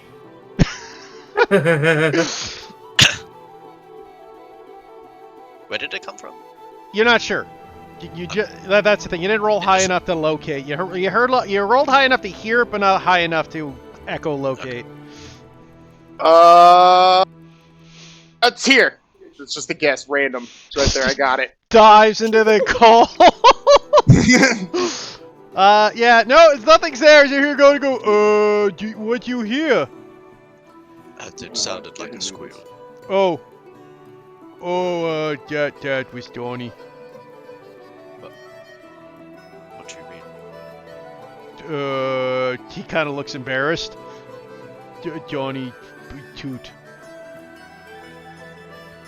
Brightburn, I think, will laugh like a child.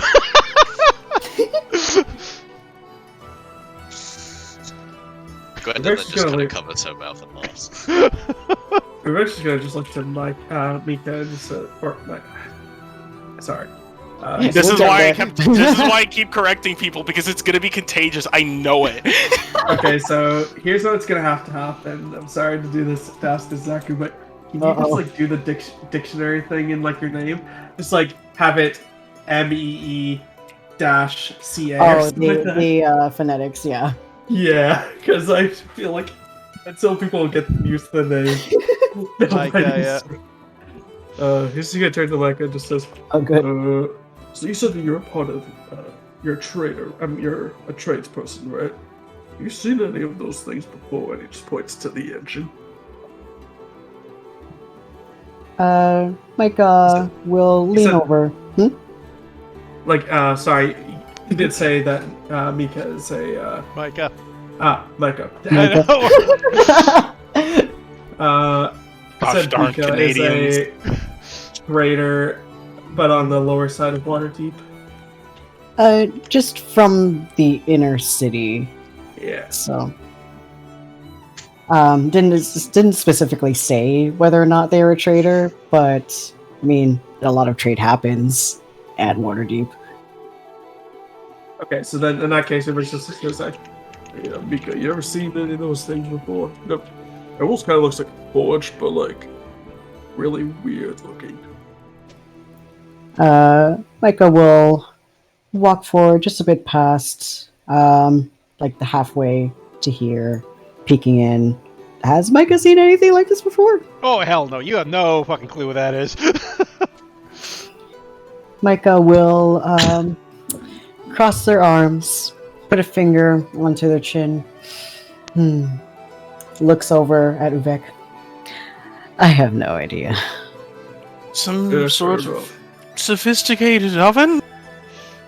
Maybe. Jericho That's not a will bad idea. slowly... Sorry. No, you first. He just, like, slowly leaves Uvek the point of safety and, like, very swiftly zooms over next to Gwendolyn. So not only get a better look at the thing, but also Donnie, huge man, boy thing. Vex is just like smiling. He's like, "Ooh, I got a nice warm surface to cook with. I could cook food on now, with all that coal there." As you go Oh, over what's though, this? Jericho, you look over at Donnie and go, "Ooh, half elf man." Large person. Hello. Hi, Donnie. he walks up towards you. He's just bloop bloop bloop. You can just see his belly. That's like his shirt that doesn't quite cover his belly jiggle as he moves towards you. Jericho's like half scared because he's like in his books. He's supposed to be afraid of these things, but so far from what he's heard, he's just kind of like a very large, dumb. Duck. They're kinfolk, is what I'm trying to say. Person to meet, and he just reaches a hand up past Gwendolyn towards your hand. Jericho's just like, he doesn't even know it, but he's like unconsciously outreached a hand. His friendly behavior precedes him. He grips your hand and he does the full body. He actually lifts you off your feet while he shakes. Pleasure to meet, Mr. Half-Elf Man. My name's Jericho. Oh, but nice to meet, Jericho. I'm Donnie. Mommy and Daddy said I should be polite to everyone on your ship. Vex guy just like Vex is rolling that. How long is this handshake happening? Sorry. He's still shaking it. Oh, I think you're doing a good job of... I think you should put him down. I think you. Oh, Donnie Foley. He got excited again, and he lets you go. It's alright. You're right. Jericho stands. Where's the barrel? He just immediately charges for the barrel. Uvex just like now just rolling. I rolled the wisdom save because Uvex just like to me and like, should I ask Null if you want to meet Donnie? Maybe then. And it's like, maybe I'll wait and let this play out naturally. Keith, what's this lever do? Did you just Oh, pull a God. lever? I think so. Pull the lever, Oh Kronk. god. Well, once again, you hear the as you pull the release valve. I put the lever back. Put the lever back. Oh, don't touch the engine. Mommy get mad if people touch the engine. That seems like great advice, Donnie. I wish you would have given it 5 minutes ago. Hemlock just kind of looks at you. Don't you know not to just touch Oh random my things? god, as you say that, Brightburn, you just see Donnie go, oh, Donnie, sorry. Jericho almost immediately appears. As you just... No. Yeah, I know. I'm sorry. I'll walk up with Jericho. Donnie, did you... No, go ahead. Oh, no. I meant like, I was more. No, you're good. You're good. Hey, is that big bed at the back yours? I believe and I'm sorry would suffice. Yet, I'm sorry. Immortal Brightburn offers his eternal condolences. Well, here, how about this? And he'll root around in his bag, and he goes, "This is fun," and he'll hand you a candle. You give Donnie a present? Yeah. I would be scented. Oh, Wait, Donnie grabs the candle from you, Brightburn. Candle, like Candleman. Yeah. Yes. Oh, and he just picks you up and starts crushing you in a bear hug. No, Just a New York Donnie. candle. Donnie Flynn. The best. Donnie, put you back down. Hemlock just kind of like says, lowering his voice, but enough for a Brightburn to hear. You deserve that one. Don't pull that lever. Oh, hello, buddy. Hello. So you also coming on ship? Yes, I am. Oh, okay. One moment, Bright. You see once again him reach into like his greasy pocket. I got something, and he pulls out what looks to be like a handful of cream corn. It looks towards Gwendolyn, looks back. Blonde. Just takes a nibble of it. It's actually pretty good. It's like spaghetti out of his Takes pocket. more. Oh, buddy, like the corn. This is better than the scene we got the other day. Yes, that was kind of stale. I apologize. Mommy make it for me. I put pump for dinner to have as a snack. I must go and request for more if that is possible. Oh yeah, mommy make a lot of good food. Mommy also help with the engine. Where is mommy? I think you're upstairs with daddy. All right. Well, I guess are you typically here, running the ship and everything? Yeah, daddy and mommy have me help with the call cause me big on swung a dig boy. Gotcha. Well, I mean, I feel just about as safe in your hands. Oh, you wanna be in Johnny's hands? I did not. Cut to Brightburn in the background again, going, no!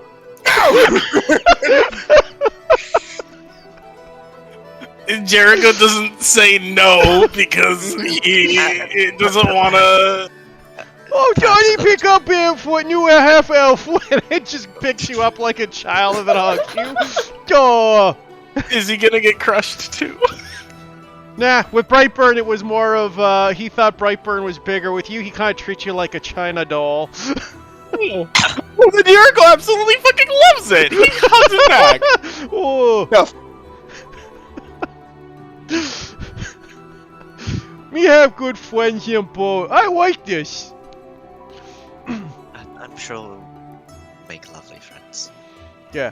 Anyways, Johnny gotta get back to work, otherwise we gonna get the boat moving faster. Right. Sorry for disturbing. Good point. I mean, it removes face from side of belly or wherever the fuck. Good point. Well, it was really nice to meet you. Yeah, nice to meet you too. Johnny, talk to all you later. Bye-bye. Bye. It was Dying kind with- of reminds me when I first met Gunveer when I was like 5 years old. Like kind of the exact situation I'm kind of played out. Gwen, you said your passive perception is 16, right? Yeah. So Gwen, just as he closes the door and you're about to walk away, because you're the closest to the door with a high perception. Sorry, Judah. Yeah. You hear just under his breath go, "Don't worry, they didn't suspect a friend, kitty friend." Oh, I missed out on a cat. Meow. Meow. Gwendolyn doesn't say anything. Okay. She'll keep Donnie's secret. Wait. She looks around to the rest of the room. Perhaps should we meet everyone upstairs if everyone's done packing their things away? Yeah, that wouldn't be a bad idea. Well, you're an entertaining lot. I might as well follow. Well, we're going to be stuck with one another for 2 months. Side eyes Gobbo. So, might as well make the most of it, I guess. I want to look for more of that really good seed. The thing that Donnie had given you. It was really good.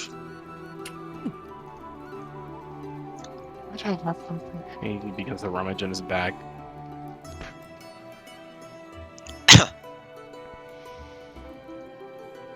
He Where is the door? finds a bit. of like You wheat-based guys would ration. go up the ladder. Oh, And I'll have to move you guys over because, believe it or not, I have not set up the thing that these things automatically moves you up. So if you want to head up, I will. If we are heading up, I will also extend that invitation to Lydia and Nala as well. We're going to meet the rest of the crew. You guys in? Maybe you can find someone to talk to the Nala. Someone worthy of your standing. Maybe Nala meet crew. See big strong people up here. Have you met Donnie in the back? He seemed quite strong. I think he broke my rib. Oh god. Oh, you mean giant ogre in silly clothes? Yes, the exact one. Easy, Donnie. Not really wanting to go mate with child. That's a child? did you not tell? He be like what you call teen. He does seem Oh. fairly young for an ogre. You speak with a lot of confidence. That was my first time actually meeting an ogre. Goliath no ogres. We share common bloodline as the giant folk, yeah? Yeah, that. I guess Avek wouldn't really have the ability to check that for himself, would he? Since the orcs and ogres are not related, are they? No, ogres are giants. Yeah. Hence why Fair Nala's got a kinship. Fair What enough. say you, Lydia? Drop that sourpuss and come meet the rest of the crew. She just glares at you, Brightburn, and go, if I want to meet the crew, I'll meet the crew. But there's no fucking way in hell I'm going up with this glowing moron. She kind of like curls up and then turns over in her bed. You know that Flaming moron. Jericho was about to speak up, and then he thought about it, and he slid back behind Brightburn. It's okay, Jericho. I have this. And they'll turn to Lydia. It's flaming moron. And they'll walk away. Jericho forgets to stand behind Brightburn and just like looks over at Lydia, smiles very meekly, and begins to catch up with him. She just kind of watches you run off and goes, and just hear even with your perception, because she kind of said it loud enough for you to hear, fucking elves. Fair.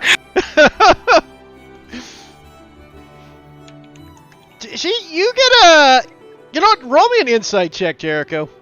Oh my fucking okay. Wait, I'm good at this. Ha ha ha. Scary goblin girl, keep away. Exactly. So you guys head up the ladder, and I will move you guys into the next area. Brightburn will go out of his way to help Gwendolyn up the ladder. I'm Sam! capable of taking a ladder. Oh, yeah, of course. Sorry. And okay, Before Ubek actually does go up, he is going to actually quickly stop by Lydia and just say, I just realized when I first introduced myself, that was kind of very rude for me to kneel down to introduce myself. Sorry about that. When you've grown as tall as I am, you kind of get used to just having to do that with pretty much everybody, so... she looks Sorry, over at that you, means- Ubek, is like, look, you're sweet and dumb, but, listen, I'm not in this to make friends right now. I'd rather just be ignored if that's okay by you. Okay. I wanted to apologize nonetheless. You're not the Go for it. first person to do that like me. Just remember, I'm a goblin, not a child. Yeah, fair enough. And he will just nod and make his way up following the others. Okay. So as you guys come up into the second floor, you see a very well-organized thing. You guys saw this coming down, obviously, but now that you got a little bit more time, you can see the various closed doors, which you assume are parts of rooms, and you see several people sitting at the table in front of you that were not there before. I will go through each one quickly. You see what looks to be a dwarven woman with like a violin case with her. Red cloak, worn traveling cloak, a brownish hair with kind of like an adventurer's sway to her. Very muscular, but as dwarves are, with a bit of a hand axe in her belt and green pants. I will show a quick picture of her. My other wife! Down, Zachy. Dude, they're about to lay down a riff. They look like they're about to lay down a riff and then cut a bitch open for. I must simply befriend her. Next to, across the spectrum, you see this very elegant looking woman in a red dress, black stockings, this flamboyant red hat with feathers. She has curly red hair. She looks like she's got slight elvish features. She might be half, maybe quarter elf by the looks of her. She has very flowery leggings with a flower powdered on her and black high heel shoes. At a quick glance of those of you with a high perception, you can also notice she also has a dagger strapped to her hip. She's Nikki's character, obviously. I'll be right back. Rebecca just like looks to Rebecca just kind of look to Gwen and then back to this character. He's like, he kind of just like puts a finger. He just points his finger at them and then back to Gwen, back to them, back to the end. He's like, wait a second. They look very similar. Almost kind of opposites though. Similar in style, but different in color. I'd argue extremely different just because we have hats and dresses doesn't make us seem anything alike. You do notice that she's constantly shuffling a deck of cards. Time to get scammed. Finally, I see she's also a big fan of Yu-Gi-Oh! It's time to duel! Duel. Finally, you see what looks very clearly to be a high elf sitting next to them. He has a blue overclass cloak, holding what seems to be a glowing white staff, a white robe and clothing, and seems to have like a satchel of parchments and maps. You see him having like taking out a pen, not a pen, a quill. It seems to be sketching various things on it. And I will share his image quick. Dude, he fancy. Look at those shoes, dude. I would wear those shoes. Those are sick. They're steel-toed, silver-toed. And as you see these three people going on there, you see the dwarf go, you're the old man. Meldron, you sure you don't want to join us for a game of cards? We have a great time here. We've got lots of time to kill before we reach our destination. Please, Hargelda. I am trying to work. I want to sketch out the map area before we get going. And you just hear a... Well. I mean, you have to have some fun when you're on a trip like this, yeah?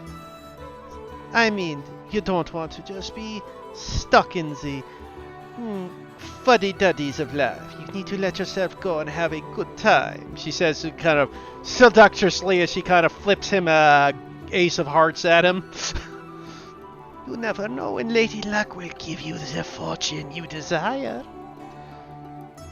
He just raises an eyebrow. I think I'll pass, and just shoves the card back in front of her. He's gay. He's gay. Nice, Zachy. Her wiles don't work!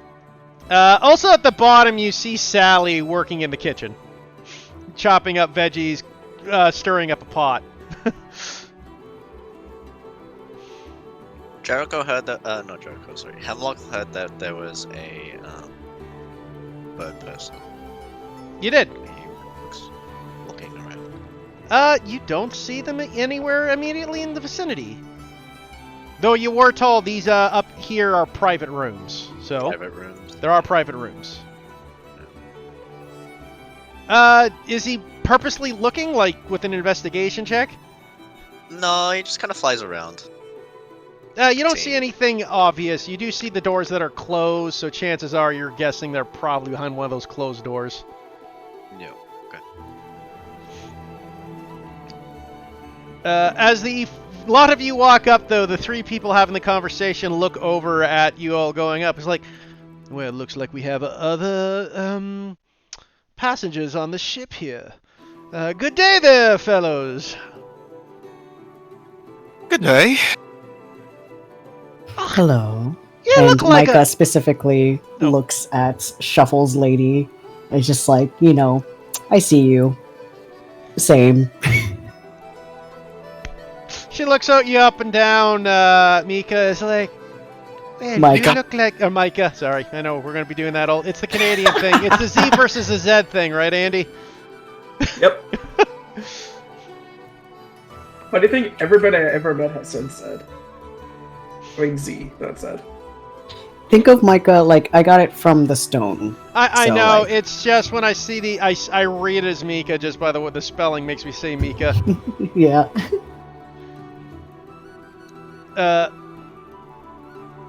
She looks over at you, Micah, and goes, well, aren't you the handsome one? And quite beautiful as well? Aren't you charming? Oh, You I are quite know. lovely yourself. Oh, am I not? Would you like to play a hand, dear?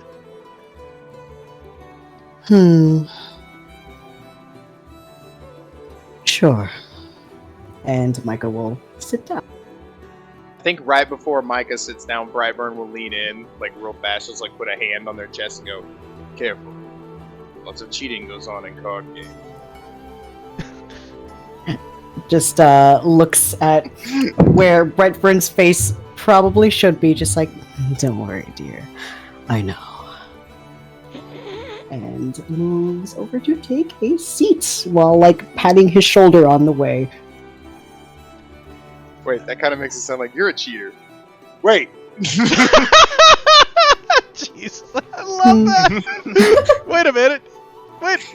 Wait a minute. Micah just sends him a wink. As you guys sit down there, you guys, the dwarf woman looks over at the lot and he goes, "Ah, aren't you an interesting looking lot of fellas?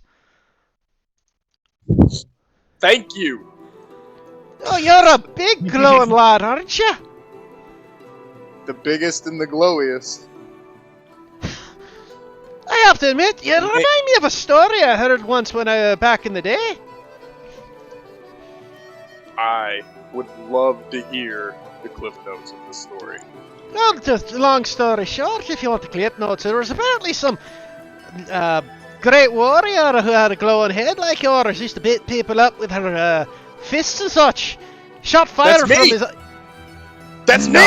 I did that! And he'll turn back to the party and goes, "My reputation precedes me." I think she said her. Like she. Yeah, no, I'm like, Micah. Yeah, like Micah. Huh? Genderless, dear. I doubt that you're that person. I mean, that's a 500-year-old story. Oh. Well, may I regale you with my name? I am the Eternal Brightburn. Or the Immortal Brightburn, sorry. Immortal's my middle name. Is The it immortal, literally? eternal Brightburn. The indisputable. The incandescent. The incomprehensible! Wait. Since The we're inconceivable. The unintelligible. Get back to the Oh, game, no. guys. Back to the game. Yeah, so sorry. No, that's me! That's me! I did that! But Immortal's my middle name. What's your first name? The. D? Yes, it's the Immortal Bright Flame. Or Brightburn. God damn it. Jericho slowly nods. Jericho, you have your instruments on you, I'm assuming. Yes. So he'll look over and he goes, "Ah, Look here! I found a bard! And she'll come up and just slap you on the back, dwarven style. He just lurches forward. Yeah. Oh, it's great to have another bard on the boat! It is. Wait, is that? Oh, I mean, obviously you play that, but is there anything else that you play? What kind of songs were you playing? Something before I got here? Oh, hey, I play a lot of their songs here, laddie. Well, what was the last one I was doing? I was doing a bit of a violin syndrome for Maldron over there. You know, he's so grumpy. I was trying to bring his mood up with some of that elven music. Not really my style, though, if I have to be honest. No offense, man. I do see you have a bit of the elf in you. Oh no, I mean, fuck!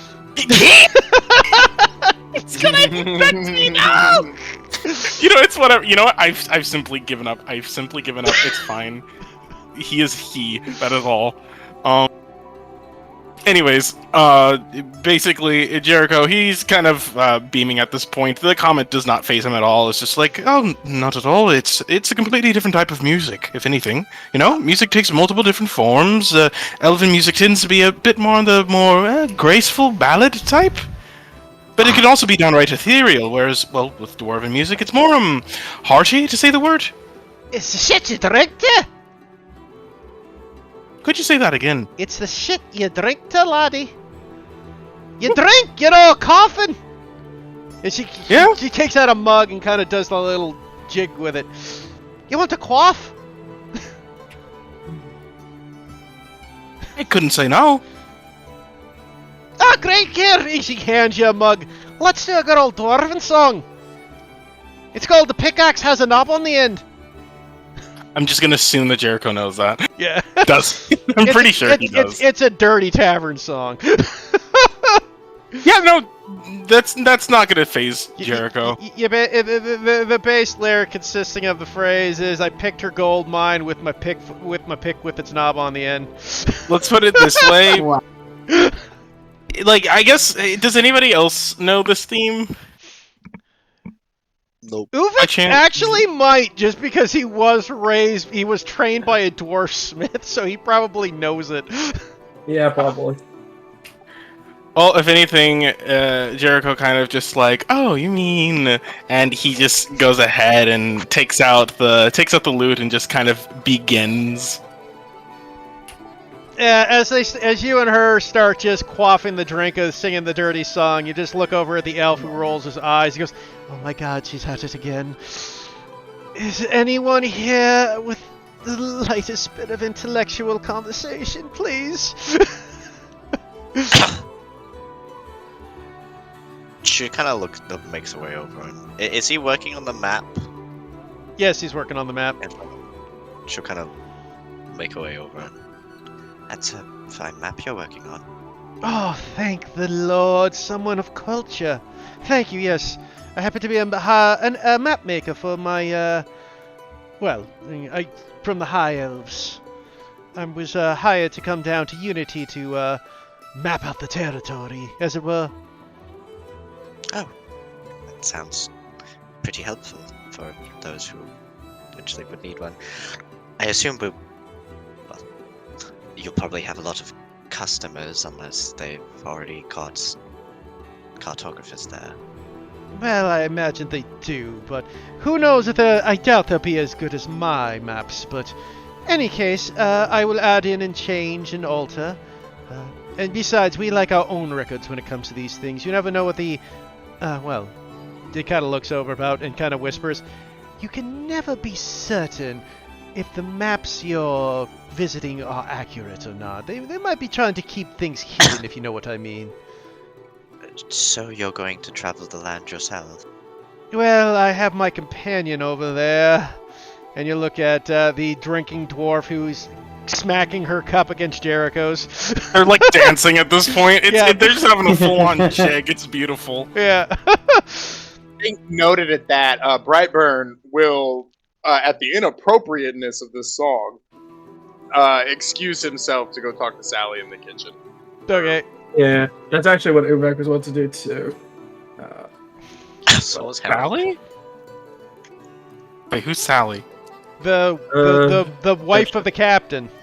Mama. Lady whose character art looks just like my real mom. Oh, God. You like that sometime? So, is Maldron mapping out the sword at the moment? At the moment, he's basically just looking like he's got like an ocean map, and he looks like he's using the charting out at the moment of the voyage. Okay. So, And Michael will also just curiously look over, see what he's working on. Again, he's basically charting out a map. Any interesting points on the map? At have the been written? moment, you basically see what looks to be the Sword Coastline and the islands in between it, and then off into the distance what looks to be Unity, which at this point is just a big circle with a question mark on it. yeah. So it's shaped like a question mark. I see. I see. But as you guys approach Sally, he goes, there, you're the two my husband hired, brought aboard, aren't you? Yeah. Well, Oh, and you have Okay. the talking birdie friend with you. How sweet. oh, Cooper just looks aside. Oh, it just kind of stumbles a little bit, seeing the bird just appear right beside him. I just wanted to say that we talked with Donnie downstairs. Oh, I hope he wasn't too much trouble for all of you. We do know, we tried to keep on the boat a bit secret. We're aware that people on the Sword Coast are a little, worried about her Oh, sword. words. Lawrence, Right, no, it's fine. it's alright. I understand. Well, he's such a Actually, sweet boy. Me and my husband's been raising him for the last few years, ever since he lost his poor parents. He's well behaved and very, very kind. Oh, he's such a sweetheart. He offered me some snacks. What were they called? Corn seed things?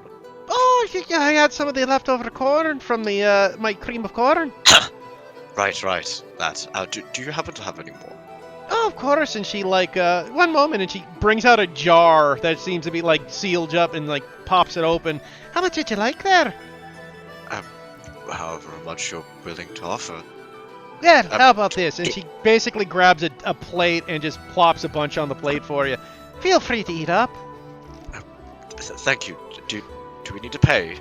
Of course not. You're already on the ship. This is part of the captain. This is part of what we do. Hello, Daisy. Thank you. Speaking of which, Appreciate it.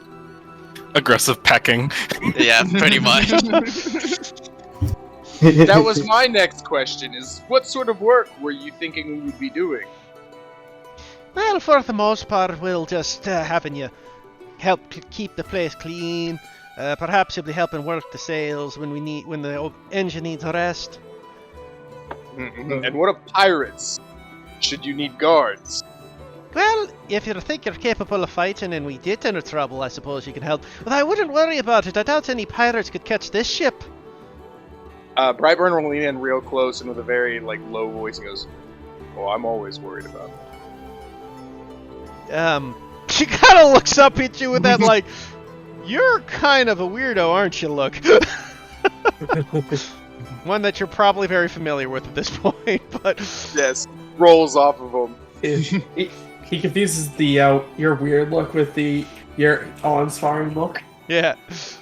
Anyway, just as noted, I will help out where I can, but should you need me at my specialty, or should you need Brightburn at his specialty, you need only scream as loud as you can the name Brightburn, and I might hear it, and I'll come.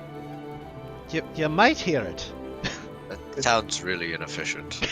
Well, I mean, if they're too far away, I can't hear the screaming. I'm not Especially when I have- human. The Especially when I have scream! these earplugs in from Donnie. Especially your muffled Sally Donnie. just looks at...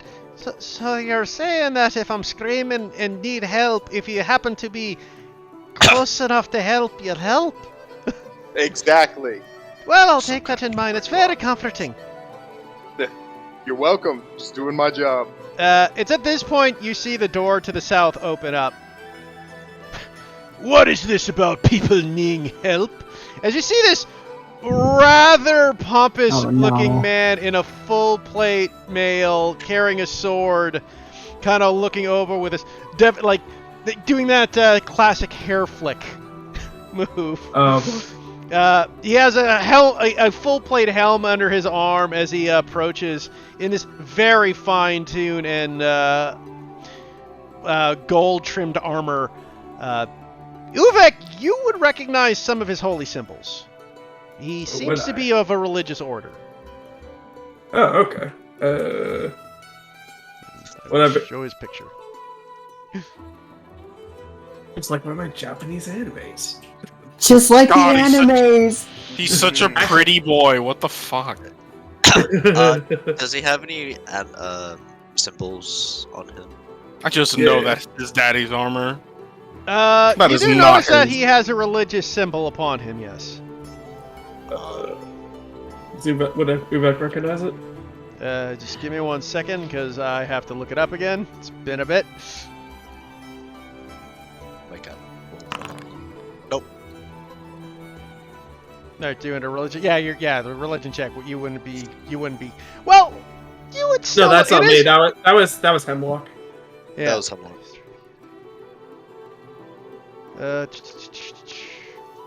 There we go. The Pantheon. That's what I was looking for. He was because I did have this written down, but I forgot. Still 'cause was here. Benetic. Sorry, I got excited. Hi, Crystal. Hi, I hope you're Crystal. feeling better. Hey, Crystal. I love that wave thing. It's good energy. Oh. Hope you're feeling good enough to at least listen in. It'll be fun. You did miss though a giant ogre in a Donald Duck sailor outfit. Who crushed Brightburn and gave a soft hug to Jericho. What's happening? Oh, yeah. Huh? Looking Oh, for yeah. Religion. No, it wasn't his. He laughter got nature. I'm just Jericho- muttering as I'm looking over all the gods again. Remember which one this was? Important intermission. Jericho loves hugs. Please give Jericho hugs. We'll give Jericho a hug. From this far away. He'll cast Mage Hand just to give him one hug from it. Oh god, Burn yeah, would I hug remember. you. I got the right name, but fuck me if I'm too tired to read the name out proper. Considering I can't even get Micah's name right today. I was you about to got say it's it. pronounced You did Mika. it! I know. It's that. Dylan, you Hyrionis. You agents of chaos. Hyrionis. I have never heard of this god before. So no, I was only talking of helping anyone who might need it. He's such the as my god duty. of chivalry and valor. I see. What a pompous god! It's also his symbol is lightning bolts. What Bruh. a pompous god with like an edgy symbol. Coming from the man with a flame head, that's bold. Who only talks in third person. Right. Oh, Brightburn takes offense at that. But he looks over and is like, what is this about pirates? No, pirates only offering my service in case they arrive. Only offering Brightburn's service in case they arrive. He Yeah, he's looks over at you and looks you up and down and goes, what in the name of the gods are you? Brightburn. I am the immortal Brightburn. Perhaps you've heard of me. No. That's fair too. And who are you? I, sir, am Lord Regala. Well, Lord Regala, it appears we are traveling companions with you. These are my companions here, Gwendolyn and the rest. Jesus, Zaki. And the rest. And the rest. Bro. Hemlock like stops eating, glares at you, then goes back to eating. Still glaring at you. Who's you? Yeah, who is you? No, to Brightburn. Okay. Uh, Regala goes, Well, I know I have to travel it. Unfortunately, this was the only boat I could take to this land. And he looks, as he looks up, I would consider, and he looks over at you, Uvek, and you just see that lordly sneer. A half-orc, truly. Human, truly. I think. Don't want to assume. Yes, I am very much human. Are you sure? You got a lot of weird design. I know humans are a lot more simplistic than normal design. Is this more elf? Elves technically have a lot more flair in the armor. I'm just curious if you have like a bit of elven inspiration at least. Look, he kind of like rolls his eyes as you speak. Look, sir, and I use the term loosely. I happen to be a paladin of the Great Order. Of The order of what? Herionis. The order of who? Harry Anus. Harry. Yeah, I don't look at it. Do you say that out loud? I don't know. That is 100% in character, yes. He looks over at you with a dark glare. Do you dare mock my deity? I think he did. No, I was asking. It sounded like he said Harry Anus. Sounded like he said his god was Harry Anus. Micah all the way in the back just hearing the Harry Anus like shouting across the boat and starts snickering. You all of a sudden hear like the music stop dead. Yeah, between the two bards, jazz music stops. Right? Oh, good. That awful song is done. You just see him walk. He's not that short. He's about 6 feet tall. I mean, still shorter than you, but he does walk up to you as he looks up at you, Brightblood, and is like, "Sir, should you ever insult my deity and God once more in my presence, I assure you, despite the fact that we are on a boat of peace and desire, I will make your life a living hell, as I will burn you with holy fire." I mean, he's already on fire, so I'm not really sure if it'll work out. I mean, He's do you see that marching. edifice? Jericho's He is like, Look. No intention. No harm intended. But I'll have you know, you lay hands to me, I might not win the fight, but you're sure as shit regret having it. Hold on. I think we might have gotten off on the wrong foot. Or 2, or 12, for that matter. Hi, what's your name? "Oh, well, sir." He looks you up and down. "Ah, well, at least a man of a half-elf, Lord Regal." Regal? Regal. Ah, Regal? well, Lord Regal. Regala. I'm confused as to how to pronounce this. Lord Regal, hello. My name is Jericho, and these are my traveling companions, the likes of Brightburn, the immortal Brightburn, and, Uvek. What was your last name again, friend? Me? Yeah, your surname. Dulshaw. Ah, Dolshaw? Dulshaw, sorry. Like, Dolshaw? Tawa, and then Awa. Char. Oh, sure. Right.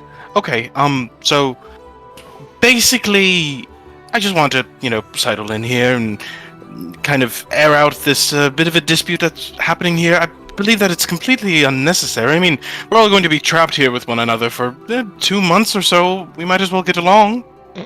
I see no reason to have this little spat between the both of you. I mean, from what I understand, you're both outstanding gentlemen. As you say that, Jericho, Sally looks over and goes, "Oh, Lordy, did you say 2 months?" That's what Uvek said. Well, I mean, I was just calculating a typical voyage. "Oh, not I've all had a bad. few. I've had a few. She kind of gives a laugh. No, no, no. It's not going to take us 2 months. It's going to take us 2 weeks. Oh, Just kind of thinks back, like, am I doing math properly? Oh, thank the Am I even gods. doing math? Does math exist? well, Jericho could not have incited that he was wrong. He just believes in his buddy. Yeah, Sally goes, oh, don't worry about that, Mr. Ulvek. It's just our boat tends to be a lot faster than a normal one due to the engine. Because of the oven. Is it The- because of the war? I guess food boosts productivity. That makes sense. Well, that aside, though, yeah, I don't see. I mean, 2 months, 2 weeks. It's still a large stretch of time. And Ought to be spent Indeed. drinking, having fun, laughing. I imagine Lord Regalia and Brightburn both at the same time go, I don't drink. yeah, pretty much. God, they're both having Well. tantrums. Look, Well, it is bad enough that I have to share this boat with others. I did request this private room so I could not have to mingle with those I do not wish to. It's bad enough that... And he, once again, there are less desirable races upon this boat. But I, in the name of peace and justice, will restrain myself from casting the first blow. But I will not tolerate any sort of... Oh, God, I'm so damn tired. I will not tolerate any sort of insult towards my deity. Well, I, in the name of peace and justice, will also do my best not to insult your god, Arianus. Very well. For the sake of our hosts, I will be the big man and not start anything. And, Well, I mean, right, for the both of you, you're... Sorry, go ahead. No, do your thing first. No, I like it when he's petty. Do it. Okay. Well, how about instead a friendly competition? We arm wrestle for your room. If your god's so great, it should be easy. He glowers at you, Brightburn. I do not gamble, sir. I Neither mean, do I. That's why I made the offer. Rebecca's just like No. looking between the two, just like very confused. I think it could be fun. I mean, you don't have to gamble for the room, but it would be fun just to see what happened. Exactly. I mean, you know, Very just a well. friendly little wager, and if you decide to bring it up to a larger thing, it could be a thing, you know? If you wish to test your might against mine, we may arm wrestle, sir. I think so. I think I will. The immortal Brightburn versus Arianus. Get your pin ready, Jericho. I'll slap you on the chest. Jericho already kind of almost has like a clouded look over himself before he kind of just like nods and kind of like enthusiastically just gets to the middle of wherever the fuck this place is gonna happen. You just once again see his lip twitch as you once again fucking mispronounce his god's name. It's a regional accent. Don't judge. Sir, I will warn you one last time. Mispronounce my god's name before me once more, and I will make you suffer. In a very rival sort of manner, Brightburn's gonna hold up his arm. Put your arm where your mouth is. Very well, and he will take you to the a free table. I gotta see this at the very least. I do want to say, I think I don't want to take away from the other people too much, because I do think they were playing cards. Yeah, like yeah, that. yeah. Exactly. We'll cut over back to the others now. So back at the other table, now that you guys have had that going on. Oh, sorry. But we'll do that later. Sorry, didn't mean. Mika and Shuffles, we'll go back to you two since Zaki, you've been quiet for this time. Hi. So- I'm just chilling. Yeah, you're playing cards with Shuffles as she kind of deals your hands. So tell me, my dear, what brings you on this boat of adventures? Oh, just looking for somebody. I heard he was going to be on Unity, so of course I'd follow. Oh, that is always a good thing to do.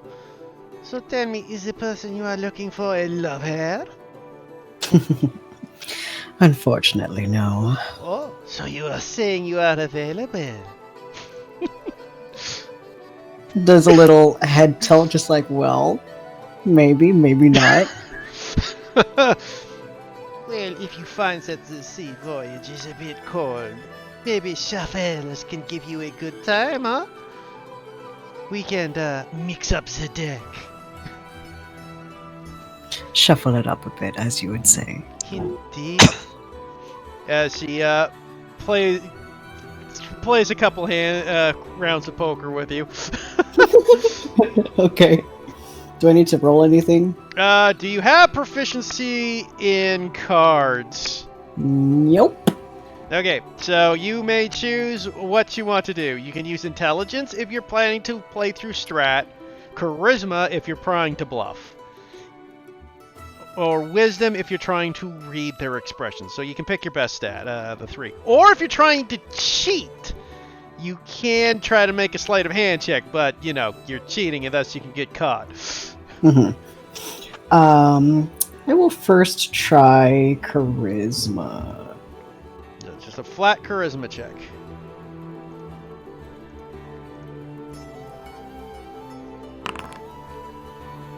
Okay. 12. I need to roll Shuffles. I will not be revealing this because obviously their stats are meant to be hidden.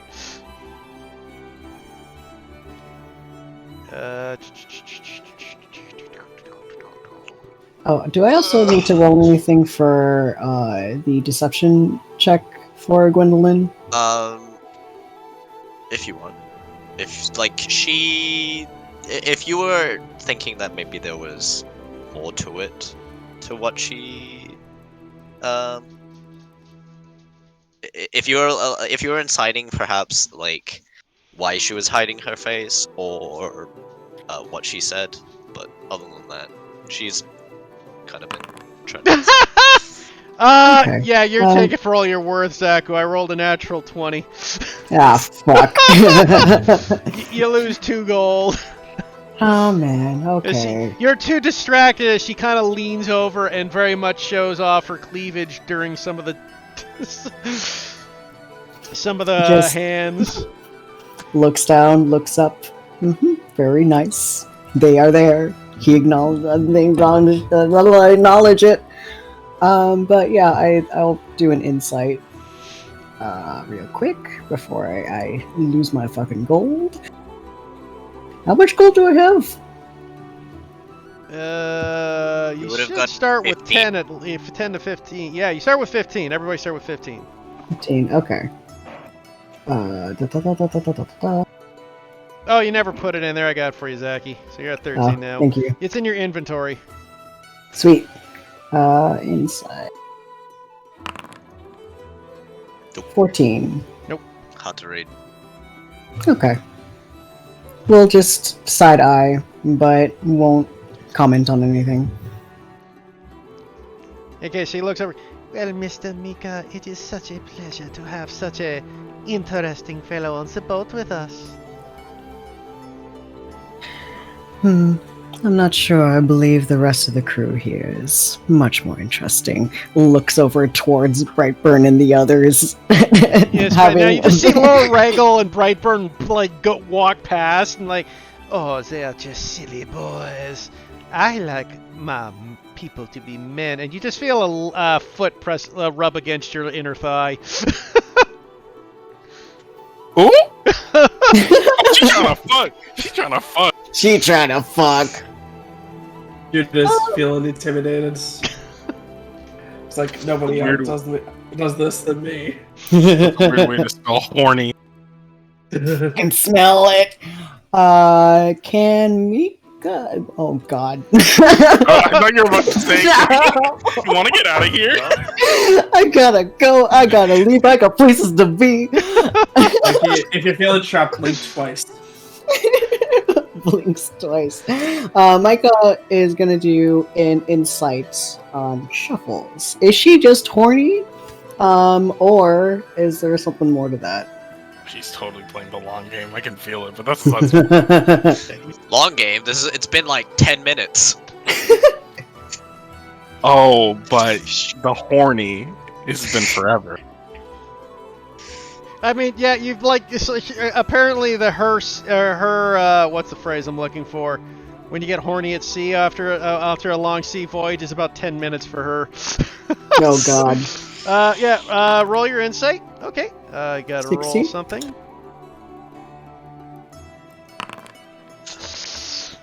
You're not sure. Hmm.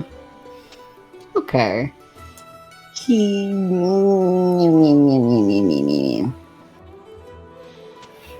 think we'll open the leg slightly, but doesn't move past that, and puts down another card. One more round. Well, do you want to make this one more interesting? How so? How about we play some of the strip poker? Up on deck. She looks about. I don't mind if you don't. You just hear a, oh, for the love of. Now, take me to dinner first. Oh, Winks and thinks about it. of course. Of course, if you wish to invite anybody else along, the more the merrier for sometimes, yes? Oui, oui. Hmm. And you just hear Mulderon once again go, for the fuck's sakes, just gods take me. You could take something else. But don't mind me. Well, how about these? If we play a bit of the game, if I win, you tell me something about yourself. Hmm. And if you win, you may ask me whatever you like.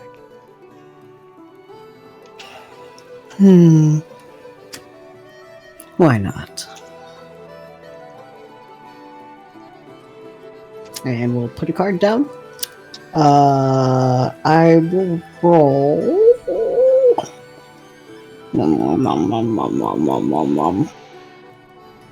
Same. Yeah. For now, Micah will just do another charisma check. Okay, roll it. Yep.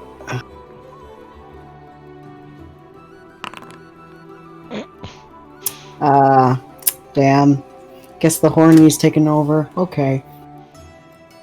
No, I mean, maybe I'll roll a nat one. No, you fucking won't. Just because you no, said you that. won't.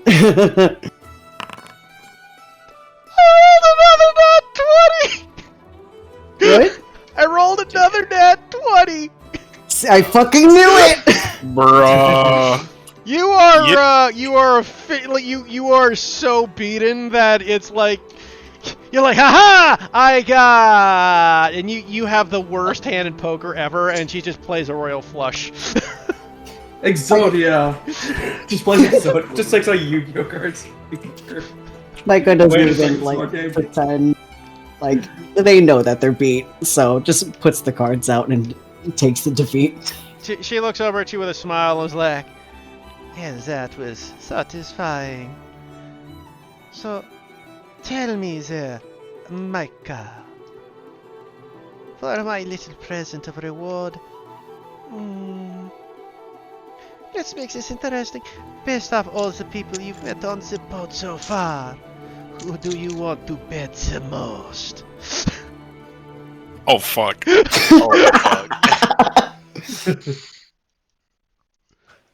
Oh, fuck. Micah takes a look around the ship looks the two over. of them. The two of them arm wrestling. Jericho cheering Brightburn on. Uvek watching, half interested, half like looking at the fucking engine, like just craftsmanship of the ship. Just sorry, so much happening. Continue. I know, I love it. Looks over them and then looks over the people at the table. Does it only have to be one? Oh, you like some multiples? Very well. Say your top favorite three then. Me looking over the characters again because I have old man brain and forgetting. If you need me to blow up an image, just ask. I'm just looking around the ship real quick. I'd like to pull the captain's horn if you know what I'm saying. Until it's making the noise too. Oh yeah.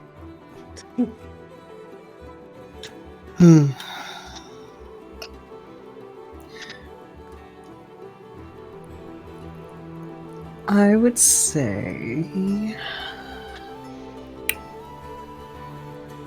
And Micah will point to Gwendolyn. Sorry. No, you're good.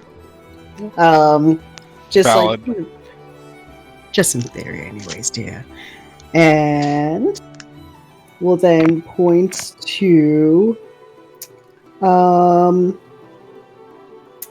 We'll point to Uvek. Valid. And then Thanks, Aki. Bitch, just me like too. points over. Uvek's just like, oh, I'm being pointed at. I wonder why. Oh well. Vivek will Just Vivek will waves. just mic back. Yeah. I was like, he either did that or he like points at himself, like mouths me. Winks. No, Uvek will definitely feel stirred by that. And looks at Lord Regala and leans into Shuffles.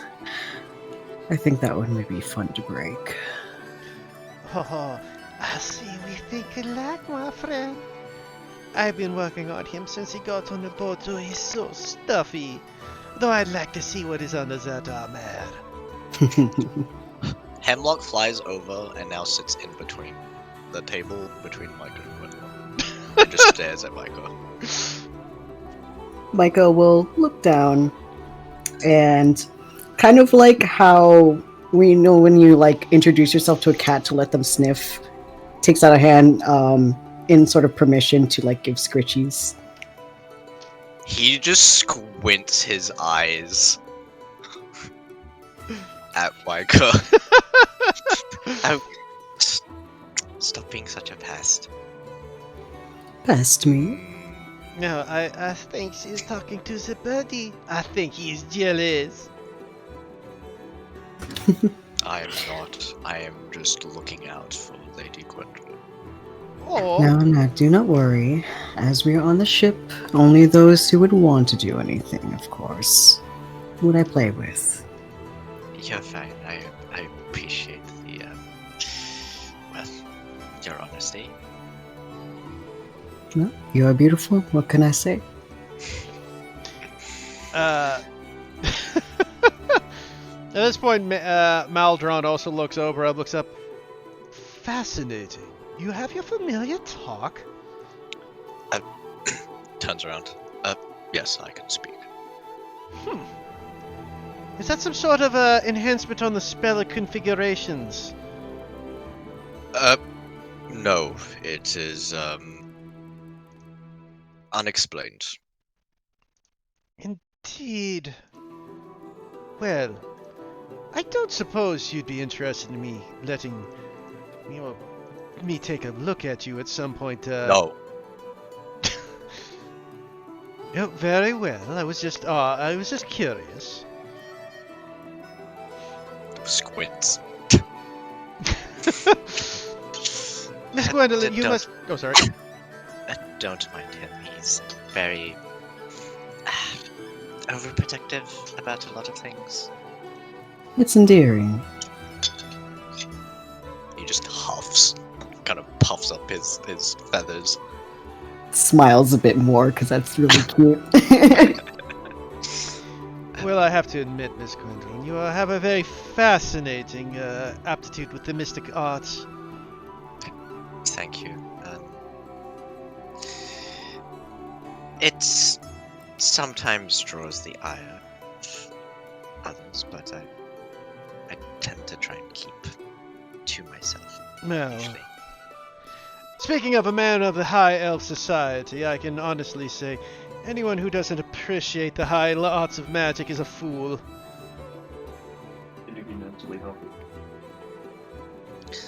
That's fair. I think magic is very. It opens the doors to a lot of things. It's the way forward for the world. Speaking of which, and he snaps his finger, this is Artemis. I'm afraid he's the non-speaking sort of familiar, but... Hemlock immediately kind of like looks towards and looks very happy to see another bird, and tries to talk, and makes a little like squawks and squeaks to see if Artemis even responds back, even though they're not even the same. Yeah, they'd be completely different species. I mean... Yep, but he tries.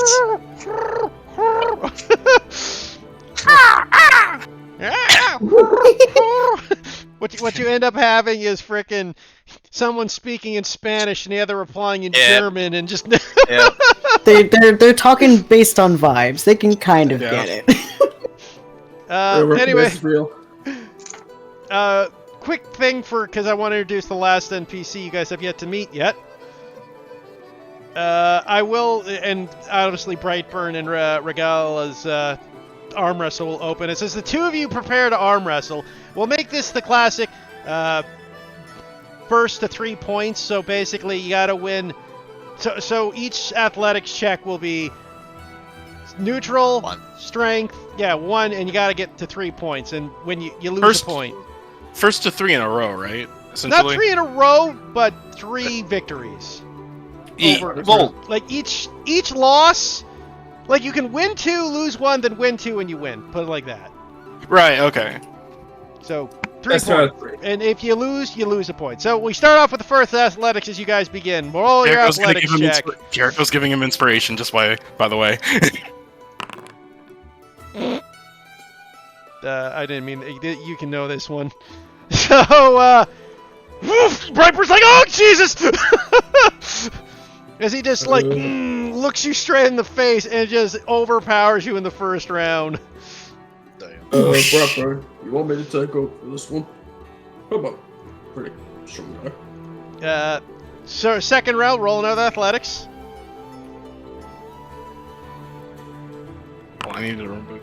It's broken. Oh, nice. Ooh, you guys Oh. kind of You lock can have a in. D6. Because he is inspired, right? Yeah, you did say inspire him. Yep. I You can't turn I that don't over know. if you choose. Brightburn, I don't know if you're muted. Dylan, you there? Oh my god, I've been muted.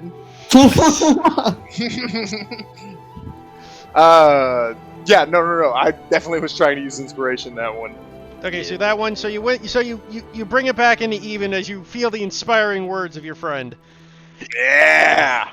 Okay, next It's not athletic even. checks. It's barely even words. It's just like go Brightburn! Pipe, pipe, pipe! Oh, and he starts God bringing you damn back down. No!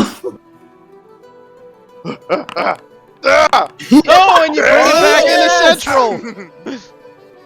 As this epic battle of strength goes on. Oh, he rolled shit there. Oh! Oh, and you finally get the upper hand upon him. Oh fuck yeah! Ooh, he rolled shit again. Oh, he's on the edge of defeat. Let's go! Let's go! Jericho's nearly Oh, but he fell. picks it back up. No! Dudes, I'm sweating over here. Oh my god! And he's back into the central. Back We're to back in the center. middle. Oh, fuck. Oh, he brings it back down to one. Fuck. Oh no! Oh, no. Oh, but you're back to the middle. This is a battle of strength. Did you just see the pair of them? Oh, shit roll. Oh, and you bring it back one. Oh. Oh, and you got him down two. One more. Wait. Oh, I thought that was a win. Okay, No, yeah, he's, no, no, one he's, more, he- one more. one more. Oh, and you bring him down. Let's go! Let's go! Jericho's cheering way too loud, and he just like covers his mouth. And as you, Lorigo looks at him and goes, well, I admit you have some strength in those arms. As everyone cheering and shouting. Yeah! Jericho will take Brightburn's Wow, hand and right at that, raise him you to just said it again. Uh-oh. And he draws his sword. there. Bruh? Uh-oh. He just called his god Harry Anus again. Look, friend. No need for sword. No need for the swordness. Brightburn only intended, or Brightburn was only excited. Sir, It was. you mock my god! I mock no one. You put up hell of a fight there. Not something I would wish to trade blows with if I don't have to. Roll me a persuasion check, Brightburn. That's not good. Where the fuck? There. It's not rolling. No. Oh, okay. God. Very nice. Oh, God. Oh, off to no. So off to the side. Sorry, just a real quick thing. Jericho's just like he's just chanting to himself quietly. He's just hickory dickory dock. The last man of the clock. The clocks are on. You go ahead and let that play out, but I'm planning on doing something. As he pulls his blade and he's about to strike, I sure will! And here, what is happening out here? And Jericho's. Sorry, God. Oh, sorry. Oh, Jericho's going to maybe cast a level 2 sleep on the guy. Probably wouldn't work, but you could try it.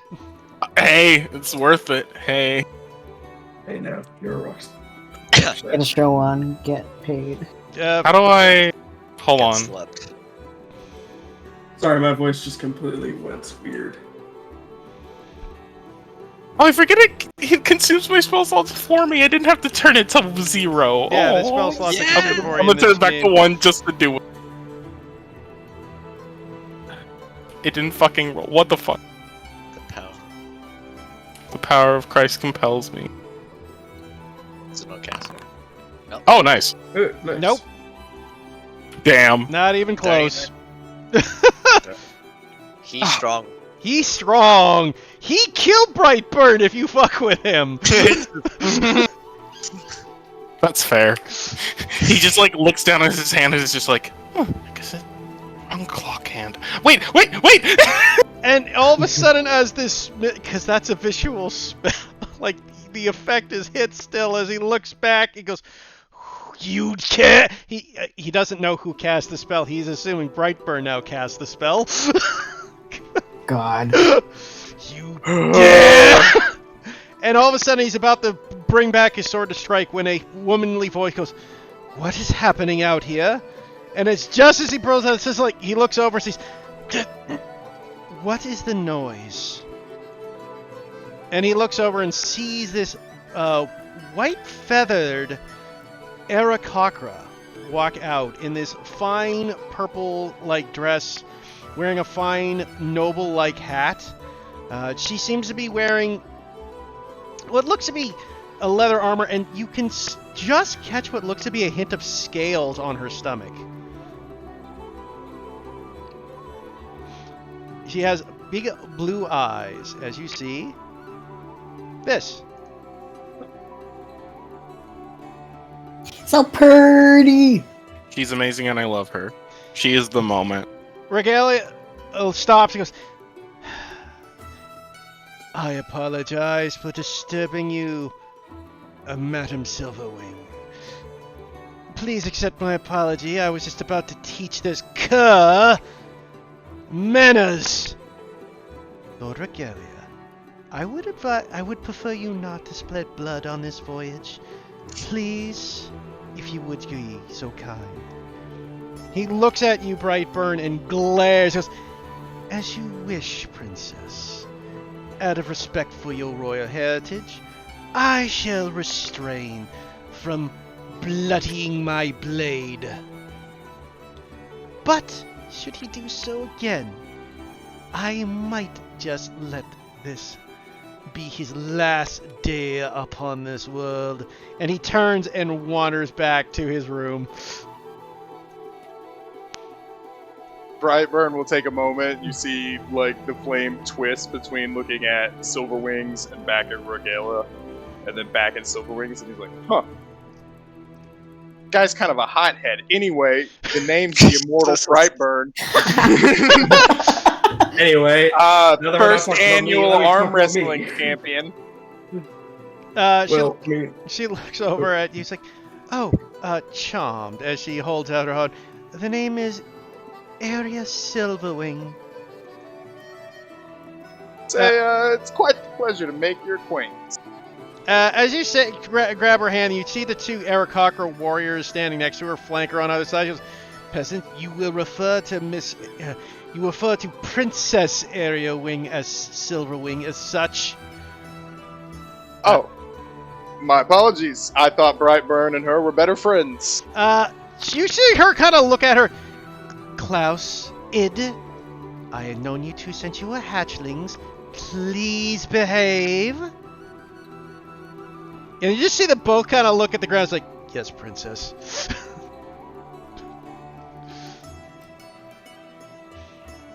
But in any case, it is a pleasure to meet you, Sir Brightburn. You are an interesting one. I try to be. Do you actually squeal, Jericho? Oh, no. I heard Klaus and I was like, huh? Yeah, I know. We'll put quotation marks if it's them. Yeah. I mean, do I know this person? Would I squeal? Area Silverwing. You could roll me a history check.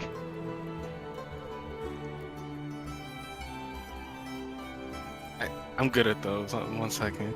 I need to stop saying that though because it's just I can feel it. Okay, 16. You're starting to wonder. You're thinking to yourself, Silverwing. You start tapping your chin in thought, and you're like, holy shit, you actually have heard of her, and holy shit, she's kind of important. You don't know Area, but you know of the Silverwing family. Yeah. They are... Have I met any Aarakocra before? I mean, I don't know. Do you normally travel to the high mountains? I don't believe he's gotten the pleasure of doing so, no. Probably not. Aarakocra tend not to leave their homes Okay. on the whole. But you have heard of the royal family of the Silverwings who live to the far north in the high ice mountains. Mm-hmm. They are known to be unique.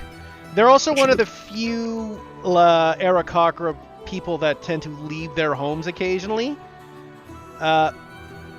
You also have heard rumors, though this is only rumors for you, that they... Oops, I just did something I shouldn't have. They may have lineage of dragon blood.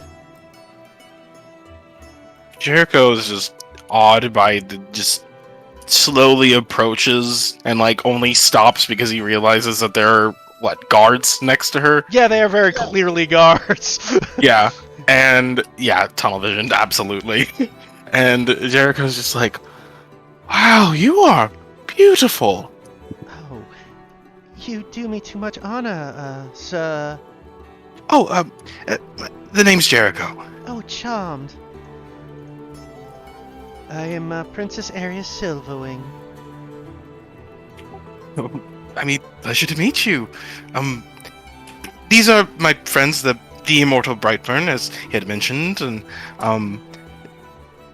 it kind of like points back over at Uvek, and it's just like as his efforts to greet the rest of his friends that are standing far, far away kind of goes, he just kind of like slowly tapers off doing that.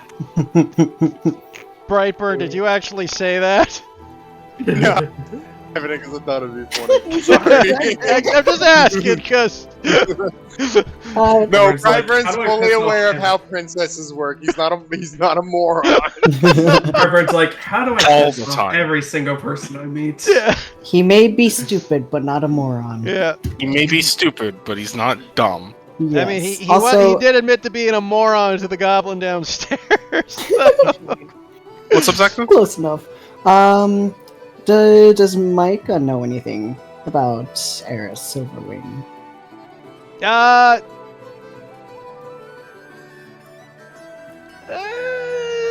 Roll me a history check. In your case, Micah.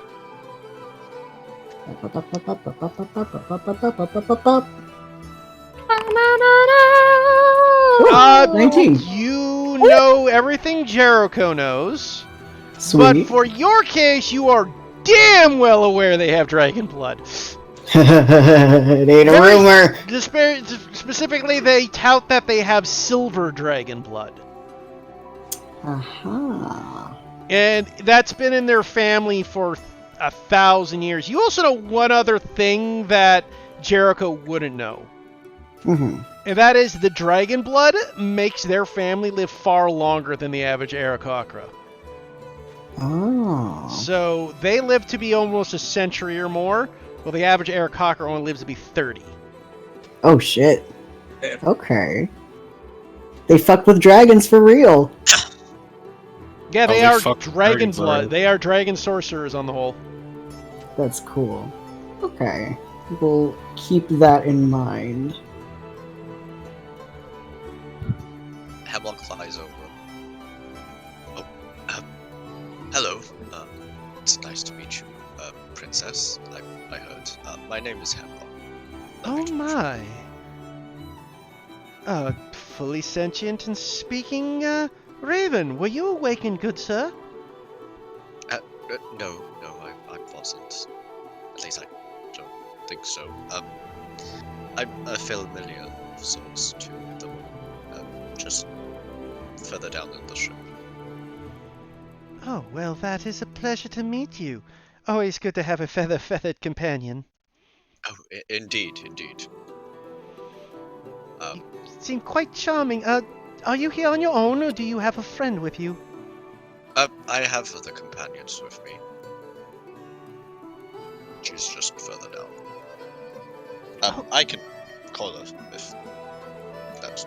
If you'd Oh, like I'd be me to. curious quite to meet all your companions. I must admit, I'm quite curious to meet everyone on the boat. This will be a long journey, so I think we should all be acquainted with each other. Cheers to that. I think they're about to play a card game over there. No, more like we just finished. And Michael will head up. Hello. I'm the woman acquaintance that Hemlock was referencing to. It's a pleasure to meet you, princess. A pleasure to meet you, and aren't you lovely? Thank you. You're quite lovely yourself. Oh, indeed. Thank you very much. You just, by the way, as you guys are each shaking her hand, Id and Klaus are just fucking glaring at you the whole time. Like, they're about ready to, like, pounce and attack at the slightest improvocation. Oh, you know what? I'm so rude. What are the two of you's names again? And looks at Id and Klaus. Klaus, Id. Oh, very handsome names. They just glare at you. Don't mind them. They've been that since, like, they were chicks. Very grumpy. They once again look down at their feet like they were just embarrassed by their mother. Mom, you said To that be in fair, front of the cool Klaus and kids. Id look about middle age for Aarakocra, while Arya still look like she's a teenager. What do I wonder what you. Sorry. Now Jericho's like super interested. He's like, I wonder what you all look like as babies. That must have been so cute. Hemlock hops over and offers a wing to shake to Id. It looks down at you and shakes the wing. Well, it is nice to meet another intelligent creature of the feathered folk. Oh, indeed. I'm sure you have stories.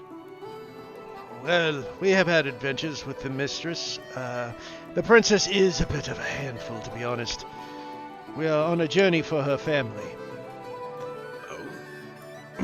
Klaus looks over at Ed and goes, I'm sorry, wasn't supposed to say that. My mistake. I'm Hemlock, and he flies over to shake Klaus's. Klaus hand. seems, based off Klaus, he kind of looks down at you and seems to be more of the stubborn and grizzled one, but he goes, a pleasure to meet you, Hemlock. Indeed. Hops back. Well, I'm sure it'll be very lovely to get acquainted with everyone. I'm sure. And who's your friend here? And looks over at you, Micah. Oh, good evening, princess. And does a bow, very slowly, comes back up. Just another traveler. But it is quite the pleasure to meet you, and an honor. Oh, the honors, well, I don't know if it's an honor. I happen to be the youngest in my family, but, it's a pleasure to meet you as well. Well, regardless of age, you have an interesting reputation. And I mean that in good faith. Well, I suppose my family's, heritage is a bit famous after all these centuries. Well, if you are needing any aid, do not be afraid to ask us. Perhaps I will take you up on that, Micah. Of course. And we'll step back, knowing that Id and Klaus are staring down, Mm-hmm. Very much so. and gives them a little acknowledging nod. Uvek, you doing anything? Considering that the fight kind of started because he's just kind of staying in the back lines because the whole reason that him and Brightburn got into a fight in the first place because Uvek was kind of just there, so he's just kind of just hanging back, not trying to cause any trouble. As you do, though, you do see that Ari looks over to you. Excuse me, sir. You seem to be in the. Are you part of this group? I mean, yeah. Been hanging out with this lot. Fairly nice group. Oh, please, come here. I do not wish to cause offense or anything. Do not feel shy. Just kind of looks around and takes a step forward beside Micah and Gwen, and I'm just like, hello. Just kind of scratches back then. So I've never really known the procedure of meeting. We got. Oh wow! Hey, Nikki! Oh. Hello. You just missed a really cool arm wrestle. Oh. Yeah, now everybody's Bruh. talking to the Arakaka princess. If it was midday, I would have been fucking screaming. I was so lit, dude. Uvek's just gonna say, yeah, I'm sorry, I'm just never really got my lucky before, so I'm not really quite sure how to be on procedure. Oh, well, don't be hung up on ceremony in my sake. Looks back at Ed and Klaus, who are about to open their mouths. She gives them a glare. They shut up immediately. Well, it's very kind to meet you. And Uvek will politely bow, I guess, but it's kind of awkward, and Steffi doesn't really. Seems like it's the first time he's actually kind of done it. she has like a little smirk on her face and very good. Don't be so formal. I assure you, I may be a princess, but on the road I'm just a fellow adventurer like the lot of you. And I think Brightburn in that moment will throw his arm around Era like a half hug. Like, Oh, wait, God. just, That's wait, going to lose an arm. throw formality out the window. Brightburn's like, no fucking pleasure. Throws the fucking arm around, and he's just like, Uvex just Very being. second you do, though, the fucking Eric Cockers pull their weapons, and Eric's like, please, Klaus, Id. I did say that they could be more friendly, though I wasn't expecting to be quite so friendly. Stab him. Jericho was like half on his way to do the same thing that Brightburn's doing and just like slowly backs Frozen. away. Anyway, Uvex just being shy. He's a great hand. If you have anything in your room that breaks, you can fix it. Well, perhaps Well, I I will mean, take him up on his offer. By the way, as Well- you grab her, Brightburn, you feel chills. Would you say it's very different to the warmth I'm used to feeling, or is it just? It's like hugging a fridge. Oh, okay, yeah. No. Hey, Brightburn- it's a hot day on a boat. That's good.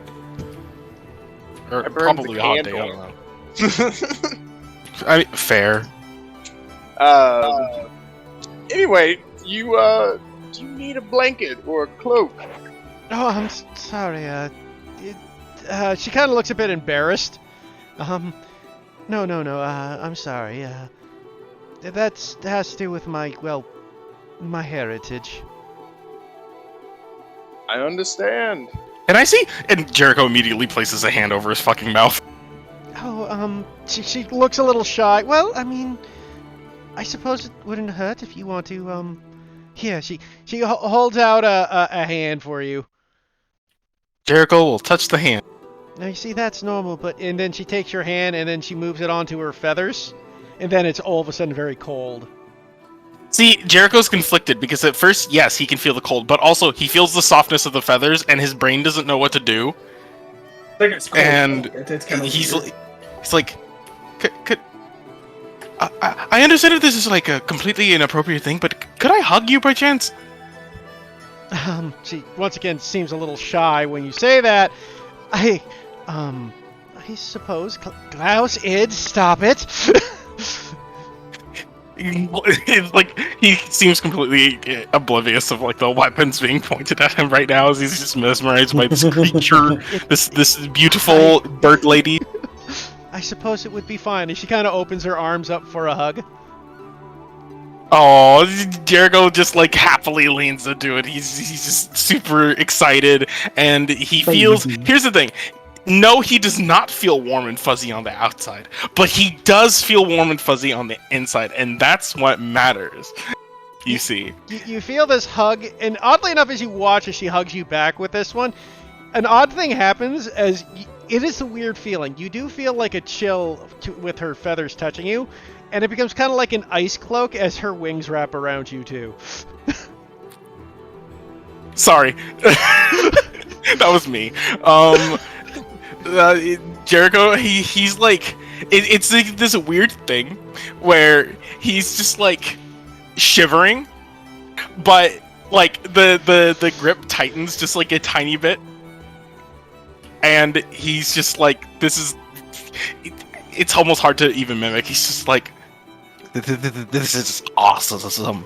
I'm sorry, I should probably stop. No, not at all, not at all. No, it's not your fault. It's just, everybody's a little bit different. I mean, I remember there was this one person who seemed to be, I think, like, cursed by some, spirit of a porcupine? They really were having a bad day, and, well, they really needed a hug, so I decided to give it to them, and, well, outside it may have felt like I was hugging a literal pincushion, but inside, I felt nice. I felt nice. Sorry. In any case, though, she lets you go. No, not that I was comparing you to a pincushion. I don't mean that at all. You're actually very cold, but in a lovely sort of way. Sort of like have you ever came back from well, whatever travel stage you were on, and you returned to your bed, and it's really nice and cold, but in a nice inviting way, sort of. I suppose.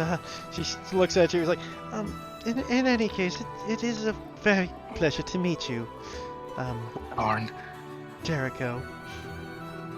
It's a pleasure to meet you too. I'm so sorry. I have a tendency to sort of insert the old foot into the mouth, if I were to say so. Oh, it's quite nice. It's just I'm just not used to such informality. It's quite nice. Jericho just smiles brightly, but like also a little bit shy or a little bit embarrassed because he's just like, oh man. At that point, you feel a slap on your back. Goes, you like the little birdie lass there, Jericho? I mean, she's wonderful. She's beautiful. I mean, look at her. I've never seen anybody like her before. Jericho is a very nice man. He is very kind with everybody. At least if Oh. I'm talking. Stop it. Erica looks. Oh, Hergelda, I see you're here as well. Good to meet you as well. Oh, of course, Princess. And she does a deep bow. As always, the dwarven people are always happy to help with the silver wings.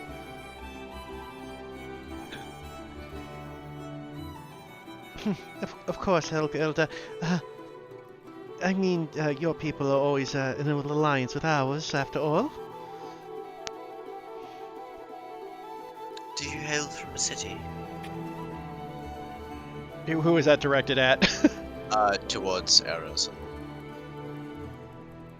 Oh, yes, well, a city, yes, one, you would call it that.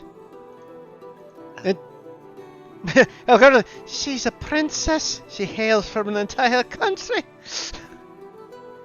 Right, I'm not too sure about how nobility works too much. Where do you hail from? Exactly.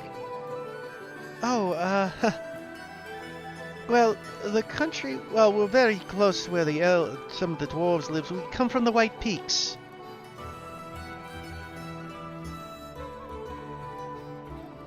The city I'm from is known as the Whitehorn.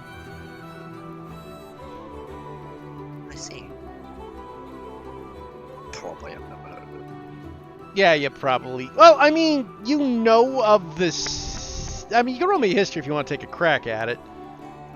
Sure. It's a known place, so you might know it. You don't know a lot about it. You do know it is a city that is by a dwarven stronghold. I see. You don't know any of the details. You just you know it's up in the north. That's what. Like past Icewind Dale? Adjacent to it, further east. Adjacent. Further east? Okay. That's what. Like it's in the same northern hemisphere, but it's further east. Yeah. Yeah. So further northeast, I think, right? Yes, we are quite far north. Quite the journey. Indeed, it was quite a long way to get to this, to the coast of the Seasword Coasts. And it was only, your two guards that accompanied you? Yes, they have been my bodyguard on the way. We are half to Unity for, personal reasons. That's fair. I think a lot of people here are of the same. It's an interesting island with a lot of prospects, seemingly. Yeah, much hope there for us as well. Do you know anything about the fellow further down in his own room? The, Lord fellow. Oh, Lord Regal. Not a lot. The second runner-up to the first annual arm wrestling championship. Right. Admittedly, not a lot. We did meet him on in the city of Baldur's Gate when we were coming to board the ship. Apparently a paladin of sorts. All I was able to gather from him in our conversations, he is here for what was it? He's here to inspect Unity for his order's sake.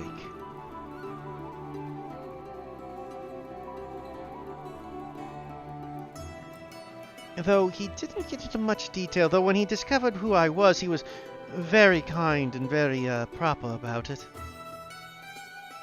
How much do I know about his god? I mean, he's a major god. Fair. His god is known to be, like, valor and strength, but they also tend to be a little, how to put it, kind of racist. Like, they don't like he doesn't like the monster races, right? Like, it's about order things, so Xenophobic? chaotic evil and the chaotic races are meant to be fought against. He's basically what you would gather would be he's a vengeance paladin, you would gather. Yeah, that's why I kind of was talking shit. Yeah, like, they're very fuck the infidel. He's also a war god. Like, he's chivalry valor, and he's a lawful good war god. Right? So, not someone you want to fuck with if you've got even the slightest evil tendencies. Like, they will smite the infidel without a question, without a second's notice. They're very much, kill them all, let God sort them out.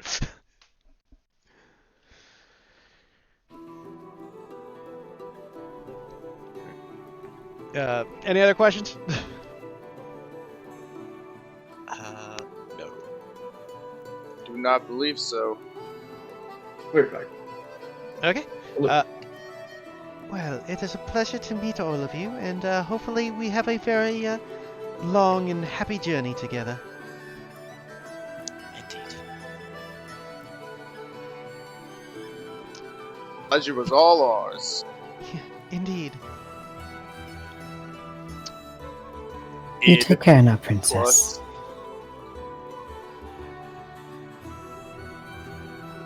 Sorry, what were you going to say, Dylan? Oh no, I was just saying the other Aarakocra's name's Id Klaus. Yeah. She said, "Sup, bro? Nice seeing ya." Well, I suppose I shall return back to my room. Perhaps we shall meet each other during dinner. I heard that Madame Sally is a fantastic cook. Yes, I've heard the same. I look forward to it. Just slip She back makes into the wonderful Irish. I've simply given in. I've simply given in. You cannot pay me enough to have to fucking march my way through a Scottish accent. No, literally cannot pay me enough. And that was the original plan anyways. I just thought Scottish because I was trying to entertain the bot. Like, oh, okay, maybe Scottish, whatever. No, fuck that. Fuck it. Just going for the Irish. I mean, man, when you hear an Irish accent, you will always slip in the Scot. Like, you will keep slipping in the other one when you hear it. And the Irish accent, I mean, I like it a lot. Yeah. Was fucking screaming without the S when you were doing Seamus's voice, so might as well. I mean, Irish is a good bard, is like the classic bard accent anyways. Okay, yeah. Okay, well, she will head back to her room with her 2 bodyguards. And with that, you guys have met every NPC on the boat. Hog. Huzzah! The boat itself is an NPC. He's lying. It's a shimmick. Shimmick, yes! But as you guys at this point though, you guys start looking out the window, the portcullis windows, and you guys see that like you can no longer see Baldur's Gate already. And it's like, and then you're like realize there's barely any wind. How the hell are you moving so fast? Yeah, I imagine Brightburn's got his face pressed to the window, like, we're so far! And as you look out the window too, Brightburn, you would also notice a trail of white smoke coming out, leaving the ship as you guys are moving. Uvek, Gwendolyn, Jericho, Maiko, what say we go check out the deck? See how this ship's flying. Don't have to tell me twice. Gets Up up. to you. Oh, Hemlock too. Thank you for remembering me.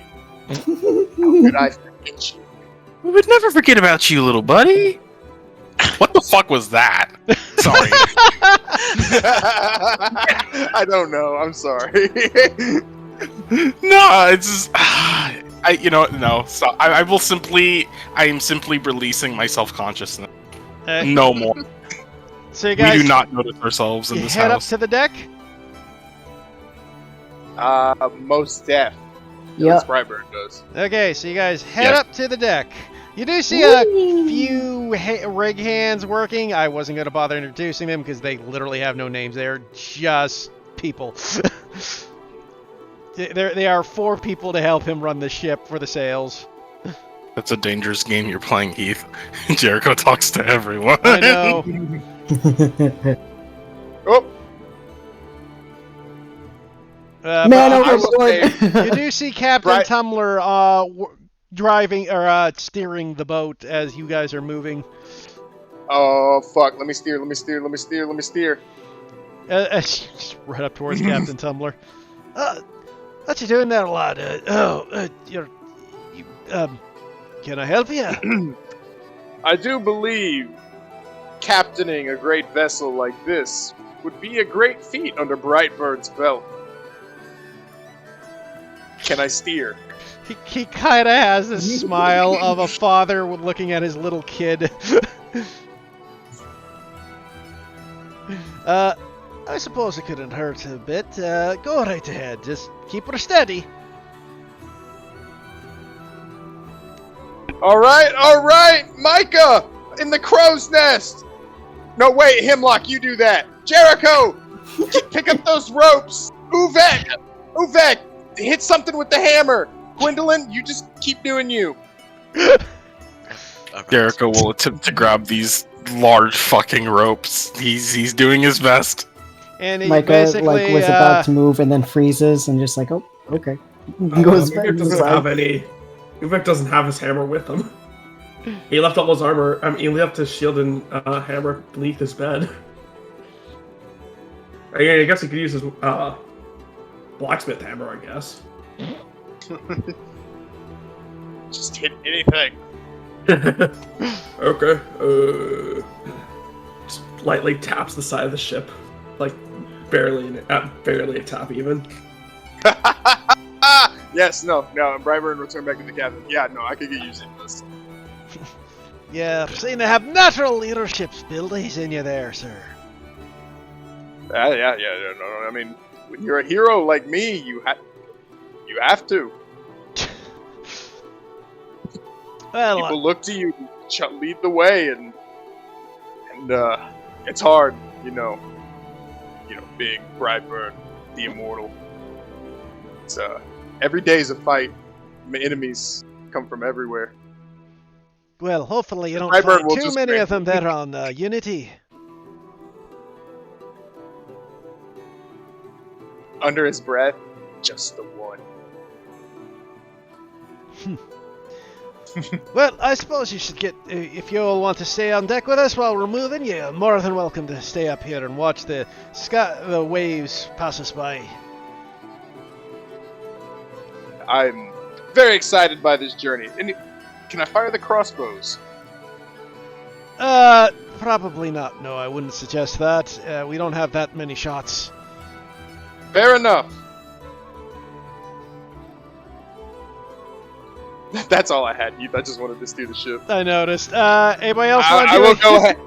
I will go ahead and add a ship proficiency to my character sheet. Yeah. Captain Brightburn. The Captain Brightburn. God. Jericho will find a nice open spot on the ship to kind of lay down and close his eyes, and he just kind of lightly plays a small tune on his lute. He's just chilling. For a second, I thought you were going to suntan. Do Technically, Yes. what's happening, I guess, Yeah. but he's not doing it for that purpose. we see the coastline at all? Yeah, it is in the distance. Like, you Gwendolyn, have enough intelligence to know that this boat books like you've never seen a ship move this fast.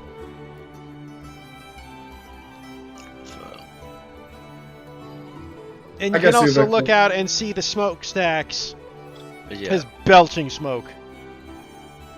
In fact, anyone who looks at the back of the boat would probably notice the waves caused by the engine and think, that's odd. Brightburn leaning over the back railing, going, "Whoa!" I'm king of the world. Titanic. Yeah, that's the first enemy you guys run into is just an iceberg. It's a nice elemental, and it's taking the shape of just one giant ice block. Now, what happens is Arius Silverwing sneezed and just created an ice block in the middle of the thing that you run into. Damn. Okay. Well, if you guys... I don't know if you guys want to continue with this day or if you want to start fast-forwarding to the next event. I think the only thing I would do or ask Captain Tumbler of is like, once he's done geeking over all this new stuff he's never seen before, he will ask him, he's like, "So, long time till dinner, what are we supposed to do in the meantime?" Well, for the first day, we don't have a lot for you, but if you want to explore the ship or look about things, you're more than happy to. Explore the ship how? Like, are there secret rooms or treasure? I'll talk to the other guests, look, or if you want to take a peek at the engine, my wife would probably be happy to share what she knows about it. I've already seen, Brightburn's already seen the engine. Oh, what did you think of it? I was curious of how many cakes it could bake at once. He just starts laughing. Oh, it's a good one, Cakes. Oh, you had me going. Yeah. Brightburn must be honest with you. I'm not quite sure how it works. Oh. I know your young lad, Donnie, shovels the coal, and then magic happens. No magic involved there, sir.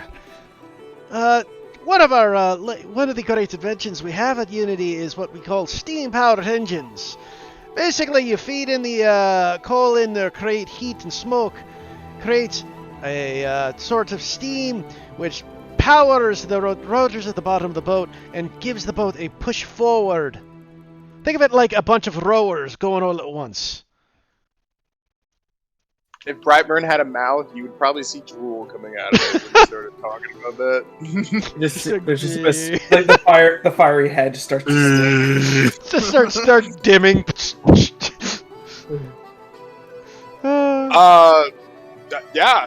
No, fascinating. That's I'm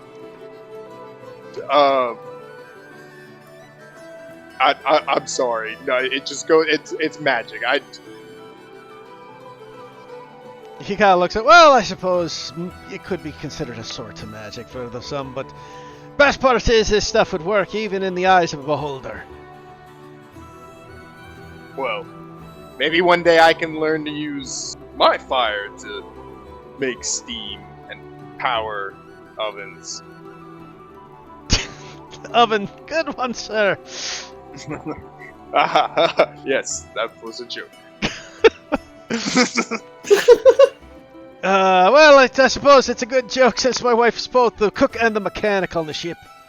Brightburn hysterically slaps his knee. It's yes. Anyway, I will quit wasting your time. Good mage, you have a good one. Mage. That boy's got the cracks me up.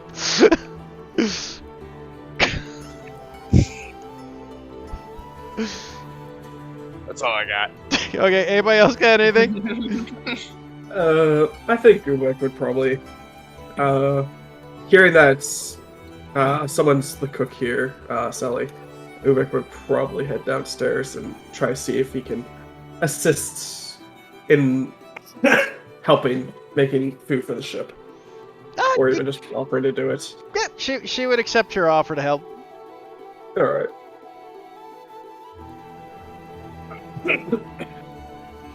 As you help her cook the meal for the whole clan. It takes a while, but you learn that Mika's you learn Sally that Sally's quite the hell of a cook. Yeah, no, it's Uvek's. Uvek definitely kind of it's kind of reminding him of home. So he's definitely. Also, you're also shocked to learn that they have these things called like seal-proof jars and canning, and it blows your mind. As she brings out what looks to be beans, and then just opens up a can, and beans pop out. You're telling me that this has been in this can for about 3 months and hasn't decayed? Yes. What sorcery is this? One of the things we do in it is we use preservatives to keep our food better. In the canning process, lets stuff last a lot longer. We can even keep meat like this. So wait, these are like stasis cans or something? I suppose you could look at it like that. What kind of enchantments do they? It's not really an enchantment. We just make sure that no air is inside of it, and that prevents the product from, well, rotting. Air's cause. Oh. I mean, I guess that makes sense, but Uvek's like. Is it? Wait, is this another thing from Unity? Because I heard. Yes. Isn't Masonry? Huh? Aren't jars like. Jars you have, jars you have. Canning you don't. Okay, fair Because enough. I canning. just giggled laughing or thinking about Ubek picking up a jar and going, "What the fuck?" Jars are definitely something you have, but the canning process is like beyond. Like this is something beyond just jarring your food. Like you put food in jars, but canning is something else because that's preserving. Like this food shouldn't taste. This food doesn't taste 3 months old. Yeah. Okay. So that. Yeah, that's pretty much what's going on right there, Judah. Oh. Uvek's is like, oh, I'll be damned. You know, this would really help out with people passing by their food merchants. Yeah, either way. Uvek just is like, so how do you open it out of curiosity? You just break it open, or? Oh, we use one of these, and she shows you a can opener. Uvek will just like open it up, and it's like, this thing is man, this is almost like it was packed here yesterday. Amazing. Uvek's just like completely impressed. Yeah, exactly, Zaku. This is pretty much what he looks like. Just smash the can on the counter. Why won't you open? Why won't it open? Presumably the an lid. opener. The lid. The lid. No. No. No. Right? Okay, a bit higher. Higher. You're getting hot. You're getting warm. You're on fire. Oh god. Yeah. So yeah, Uvek's just gonna he's like you've seen pretty much like stuff like ovens and stuff like that before, like fire ovens or whatever. I would assume is decently common. Yeah, like you know about ovens, and I mean literally that's one of the key essentials of civilization. Yeah, exactly. So is it just pretty much the canning process that he's?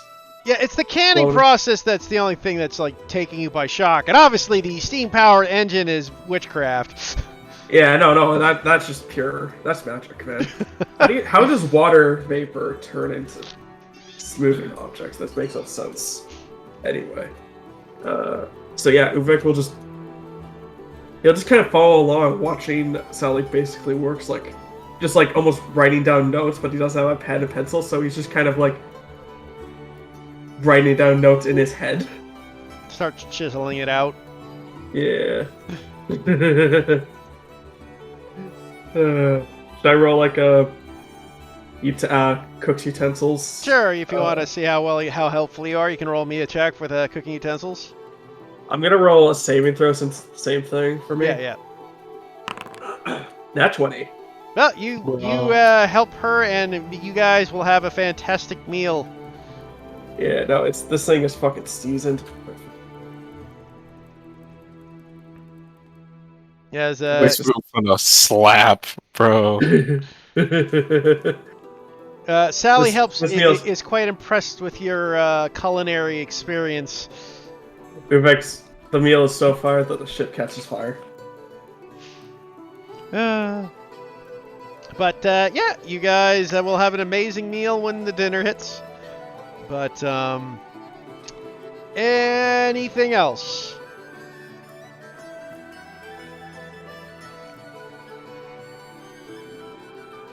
Nope. Not. Jericho's literally just he is actually at peace. He's feeling the light movement of the boat inside of the water as he's lying down on the deck, and he's just chilling. Okay. Well, as you guys eat your well-deserved meal, get yourselves together, and enjoy the voyage. Several days pass as you guys continue moving forward on the rushing steam. You have more interactions with other people on the boat, and you seem to get up a bit of a reform with some of them. If there's any particular person you guys want to get to know better during these few days, just let me know. Uvek does want to quickly challenge Brightburn to an arm wrestling contest, though. Huh? Uvek does want to challenge Brightburn to an arm wrestling contest because he was kind of impressed with his performance against Regala. He's like, you know what? I want to see what I can do against that. So he's just gonna go up to Brightburn and says, "Hey, big man. I noticed that you did really damn well in that arm wrestling contest earlier. You think you got enough strength to do it again?" What a silly question. Of course, Brightburn always has strength. Uvek just smirks and just says, "All right, you're on, big man." And at this point, he doesn't even have his armor on, so Uvek's just kind of just rolling his shoulder. "All right, let's go." Okay, roll your athletics checks. Oh, Oh, Uvek's got the first point. God! You're Uvek, strong! Hey, you better yourself. Oh, and he brings it back into the center.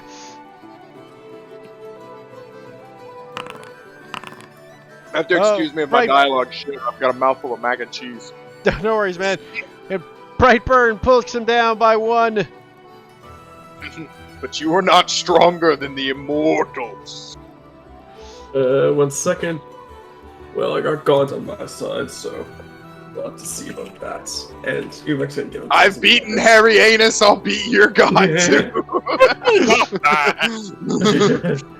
And Uvek will have his guidance up, and he won't get.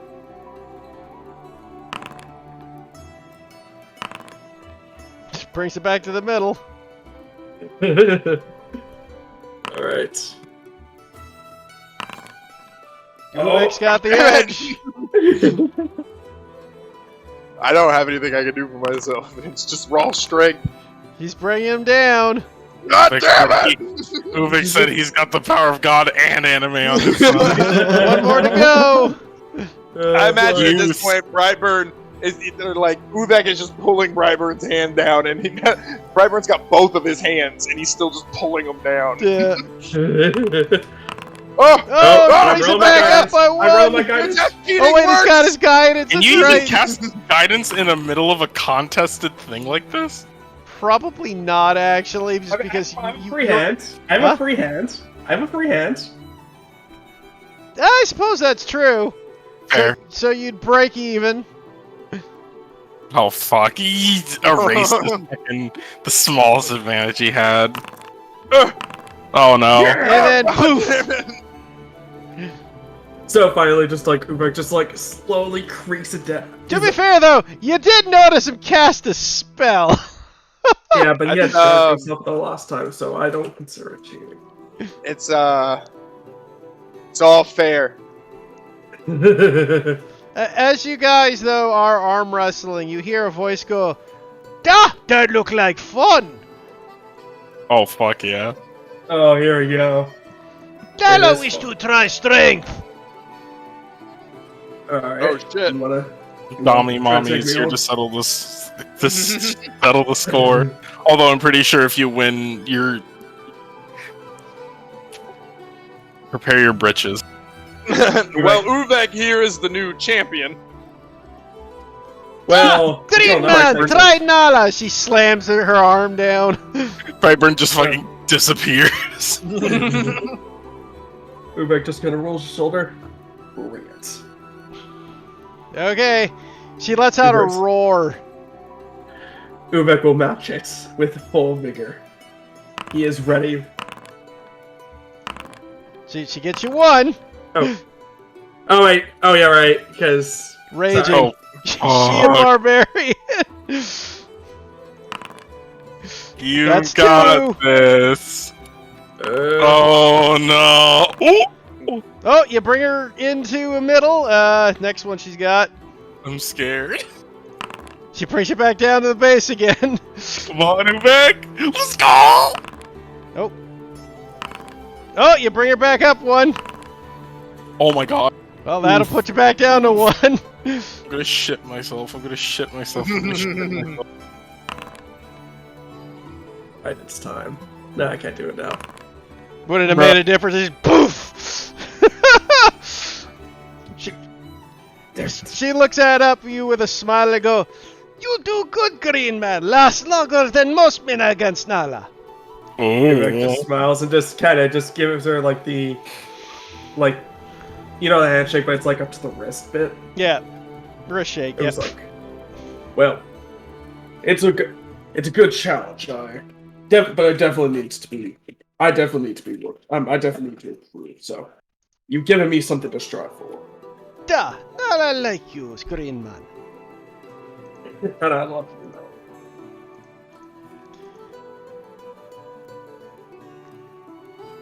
Ubek just kinda- And Ubek, as soon as like the arm shake hands, I mean after like the arm shake ends, Ubek's gonna just like turn around and so that way Nala doesn't see, and he just kind of like rolls short like, "Ow, Jesus."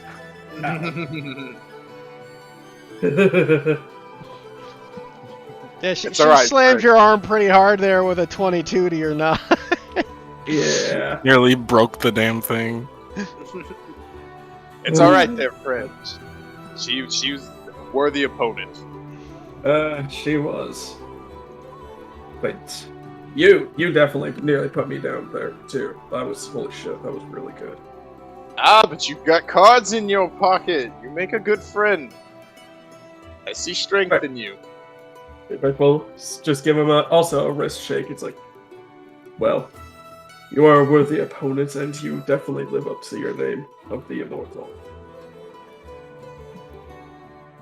Yeah, no, eagerly taking it. Like, Yeah, that's pretty much what's going on right you now. like dope anime freeze frame with that fucking handshake, right? Yeah, exactly. The moment you guys are describing it, I knew exactly what was happening. No, that's Yeah, there you exactly go. what I was thinking. Yeah. Oh god. Though I will say there is one other thing that does occur, because a couple days, another day goes by, but I will say, is anybody going to go visit Donnie anymore? Absolutely! Jericho would love to. Okay, Jericho, roll me a perception check when you're with Donnie. All right, let me see. Oh, I'm good at these guys. Well, let's see what I roll here for something.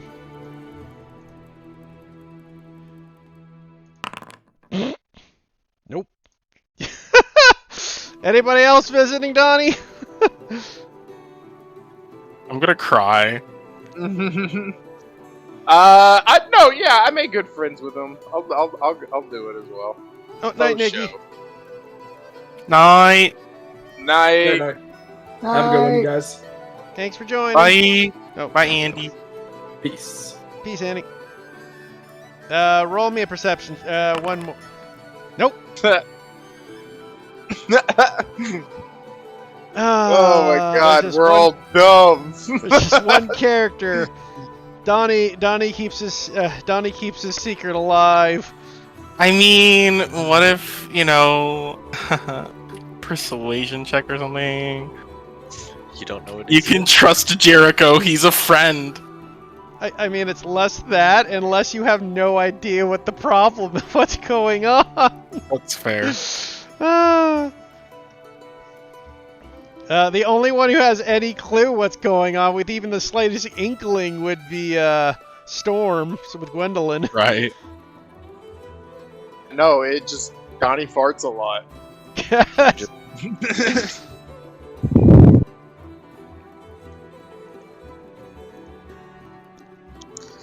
Though, okay, I'll give you one other thing. When you guys notice when Donnie's during dinner, you do notice Donnie is bringing food back with him. He just must want another snack. Yeah. Oh my god, we can keep more of the food, as much as the sweets as we can pocket. Brightburn is gonna pocket sweets. They're both the same kind of idiot. Oh, God. I'm sorry, Heath, I rolled a 7 though. I know. How about you, Zachy? You want to risk knowing what's happening? Yeah. Yeah, you can roll me a perception or an insight check. Let me see. Was it insight or perception? Yeah. I'm gonna do perception. Nope. I see nothing.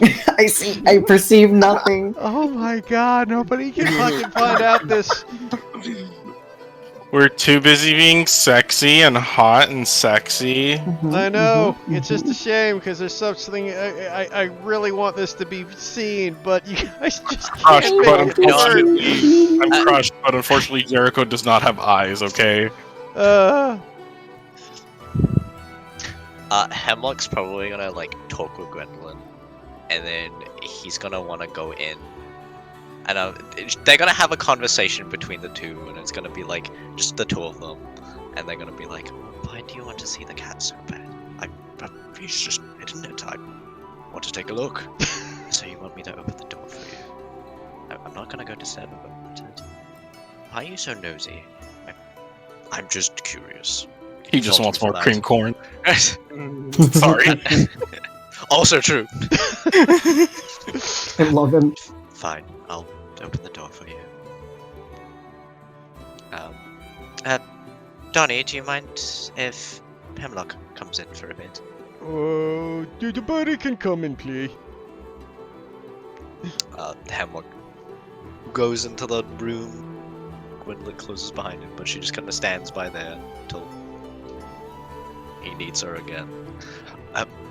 He kind of speaks in a lower voice.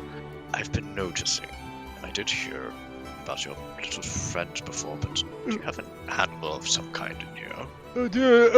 Donnie don't know what no, Donnie don't have a friend in here that he hide from everyone and keep feeding. You just hear a yeah, very clear shh coming from the coal pile all of a sudden. So there's definitely not something over here. No, nothing here, Donnie. Donnie have no secret. Friend who he play with every night. Definitely not the underneath the coal pile that I am now picking up at my boat and moving the coal. What's here?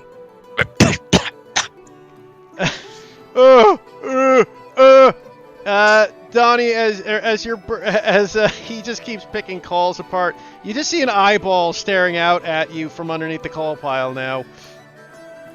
Just like an eye. Like a attached yellow. to a creature? No, you see, it's not like an empty eyeball. You just see an eye looking at you. It's a yellow Oh my eye God. with a black slit like a cat. Except it's way too big to belong to a household cat. I see you. No, you don't. What? Is it talking? Yeah, just talk back to you. I heard you speak. No, you didn't. I sure did. Get out here. You don't see me. I'm gonna move more coal. Starts moving more coal. You now like reveal what looks to be like a red hat Hat. with a feather. It keeps on moving more coal. Donnie, can you help me? Uh, Do you mind? Oh, don't worry, Donnie. I'll come out. I'll come out. And she, what happens is you see this one girl, and you see a young Tabaxi girl leave the coals. Looking concerned for a moment, but he doesn't. He's just Oh. like looking at her. She looks up and is like, Donnie, we were supposed to keep this secret. Don't worry, I'll keep your secret. I was just very curious. But why are you hiding? Technically I'm not supposed to be here. And- Why is that? Well, and I'll describe her now that she's out of the pole. So, outside of the thing, you now see what looks to be an orange fur Tabaxi girl. She's an orange tabby. You'll recognize this picture. Don't worry. You'll like this. She I'm gonna seems to scream. have a glowing, flowing red cape on her. Fine white garments, though obviously covered in coal shit. She seems to Yes. have a fine rapier at her side and a red hat with a dashing red feather cap with it, as well as black boots. Oh my god, puzzle boots. And Yes, you'll pussy recognize this picture.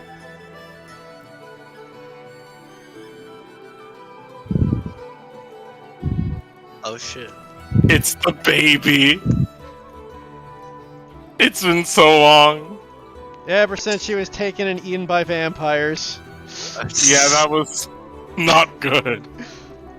Fun fact, okay, I'm not supposed to be here, and her name is Jade Shoetree. It is the same character. Oh my god. In which campaign was this? Remember Nano's game, the one shot when we were all kids.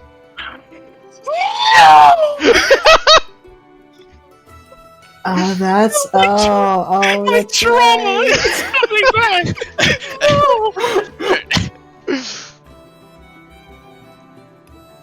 Baby. And it was literally only me and I think like fucking no, because Gemma died. I think it was like literally me and Nikki's character who survived or somebody. It was like Everybody survived but Jade, because Jade kind of self-sacrificed and got killed. Keeping who you played guys- Jade again? I did. You did, yeah. No. And Gemma died first so that the kids could run. Yup. You also forgot, fucking, what's her name? Oh, fuck. I have to rewatch that because I'm having feelings. I can't think- remember her goddamn name. There was a little girl that I ended up Yeah, Crystal's little some- character. yeah. But yes, I'm gonna cry. Oh yeah, my character had a crush on crystals. yep. Jade Shoetree was Babies. originally from this campaign, though. I'm gonna shit myself. This is so sad. As she looks Oh. over at this a young teenage girl Tabaxi. I'm not supposed to be here, actually. I'm kind of on an adventure. But Donnie here said he'd help me. That's right. I like my new friend. She pretty and soft. So you're a stowaway. If No, you're completely fine at admitting that. I'm not going to say anything. I'm just curious. Yeah, I just really want to go to Unity. I want to go see the like. I know I want to. I'm kind of out to be an adventurer, and I want to go see the new land. I think a lot of people here are very curious to see the new land. Was there a reason why you couldn't get on the ship and get a fare, or? She kind of. I didn't have any money, and I didn't know what the rules were for it, so I kind of stuck away. Plus, technically, I'm a runaway From, like, your home? from my orphanage. Oh, I see. Well, I'm sure the owners of this naval vessel is are lovely, and if you talk to them, I'm sure it'd be fine. They seem quite lovely. I You don't have know. to hide away. I don't really want to risk having to go back. I don't think the boat's going to turn around and go back. Look, if it needs to be, we can cover your fare if it's too much. Was there a fare? Technically, Original. no. You're just supposed to work on the ship for you guys. The Except for bigger the ship. problem is the thing is she's having, and what she's worried about is technically she's a minor. That is fair. Like, she's a literal child.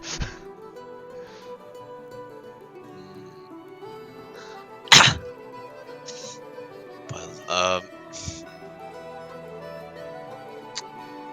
I mean, I'm sure you can help out with like, working in the kitchen if you need to, or if I don't know.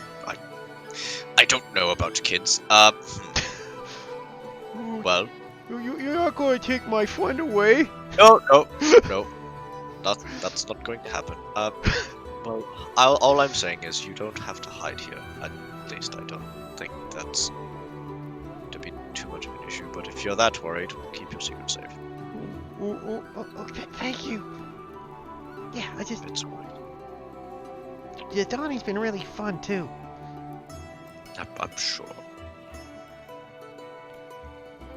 Okay, Well, keep our secret. Pinky I will. swear. And he holds out his pinky. That's just about as long as you are. Right. Longer than your fucking. I don't have a pinky, but wings swear to your pinky swear. Okay, it envelops your entire wing like a Just Please don't get shakes. fucking crushed.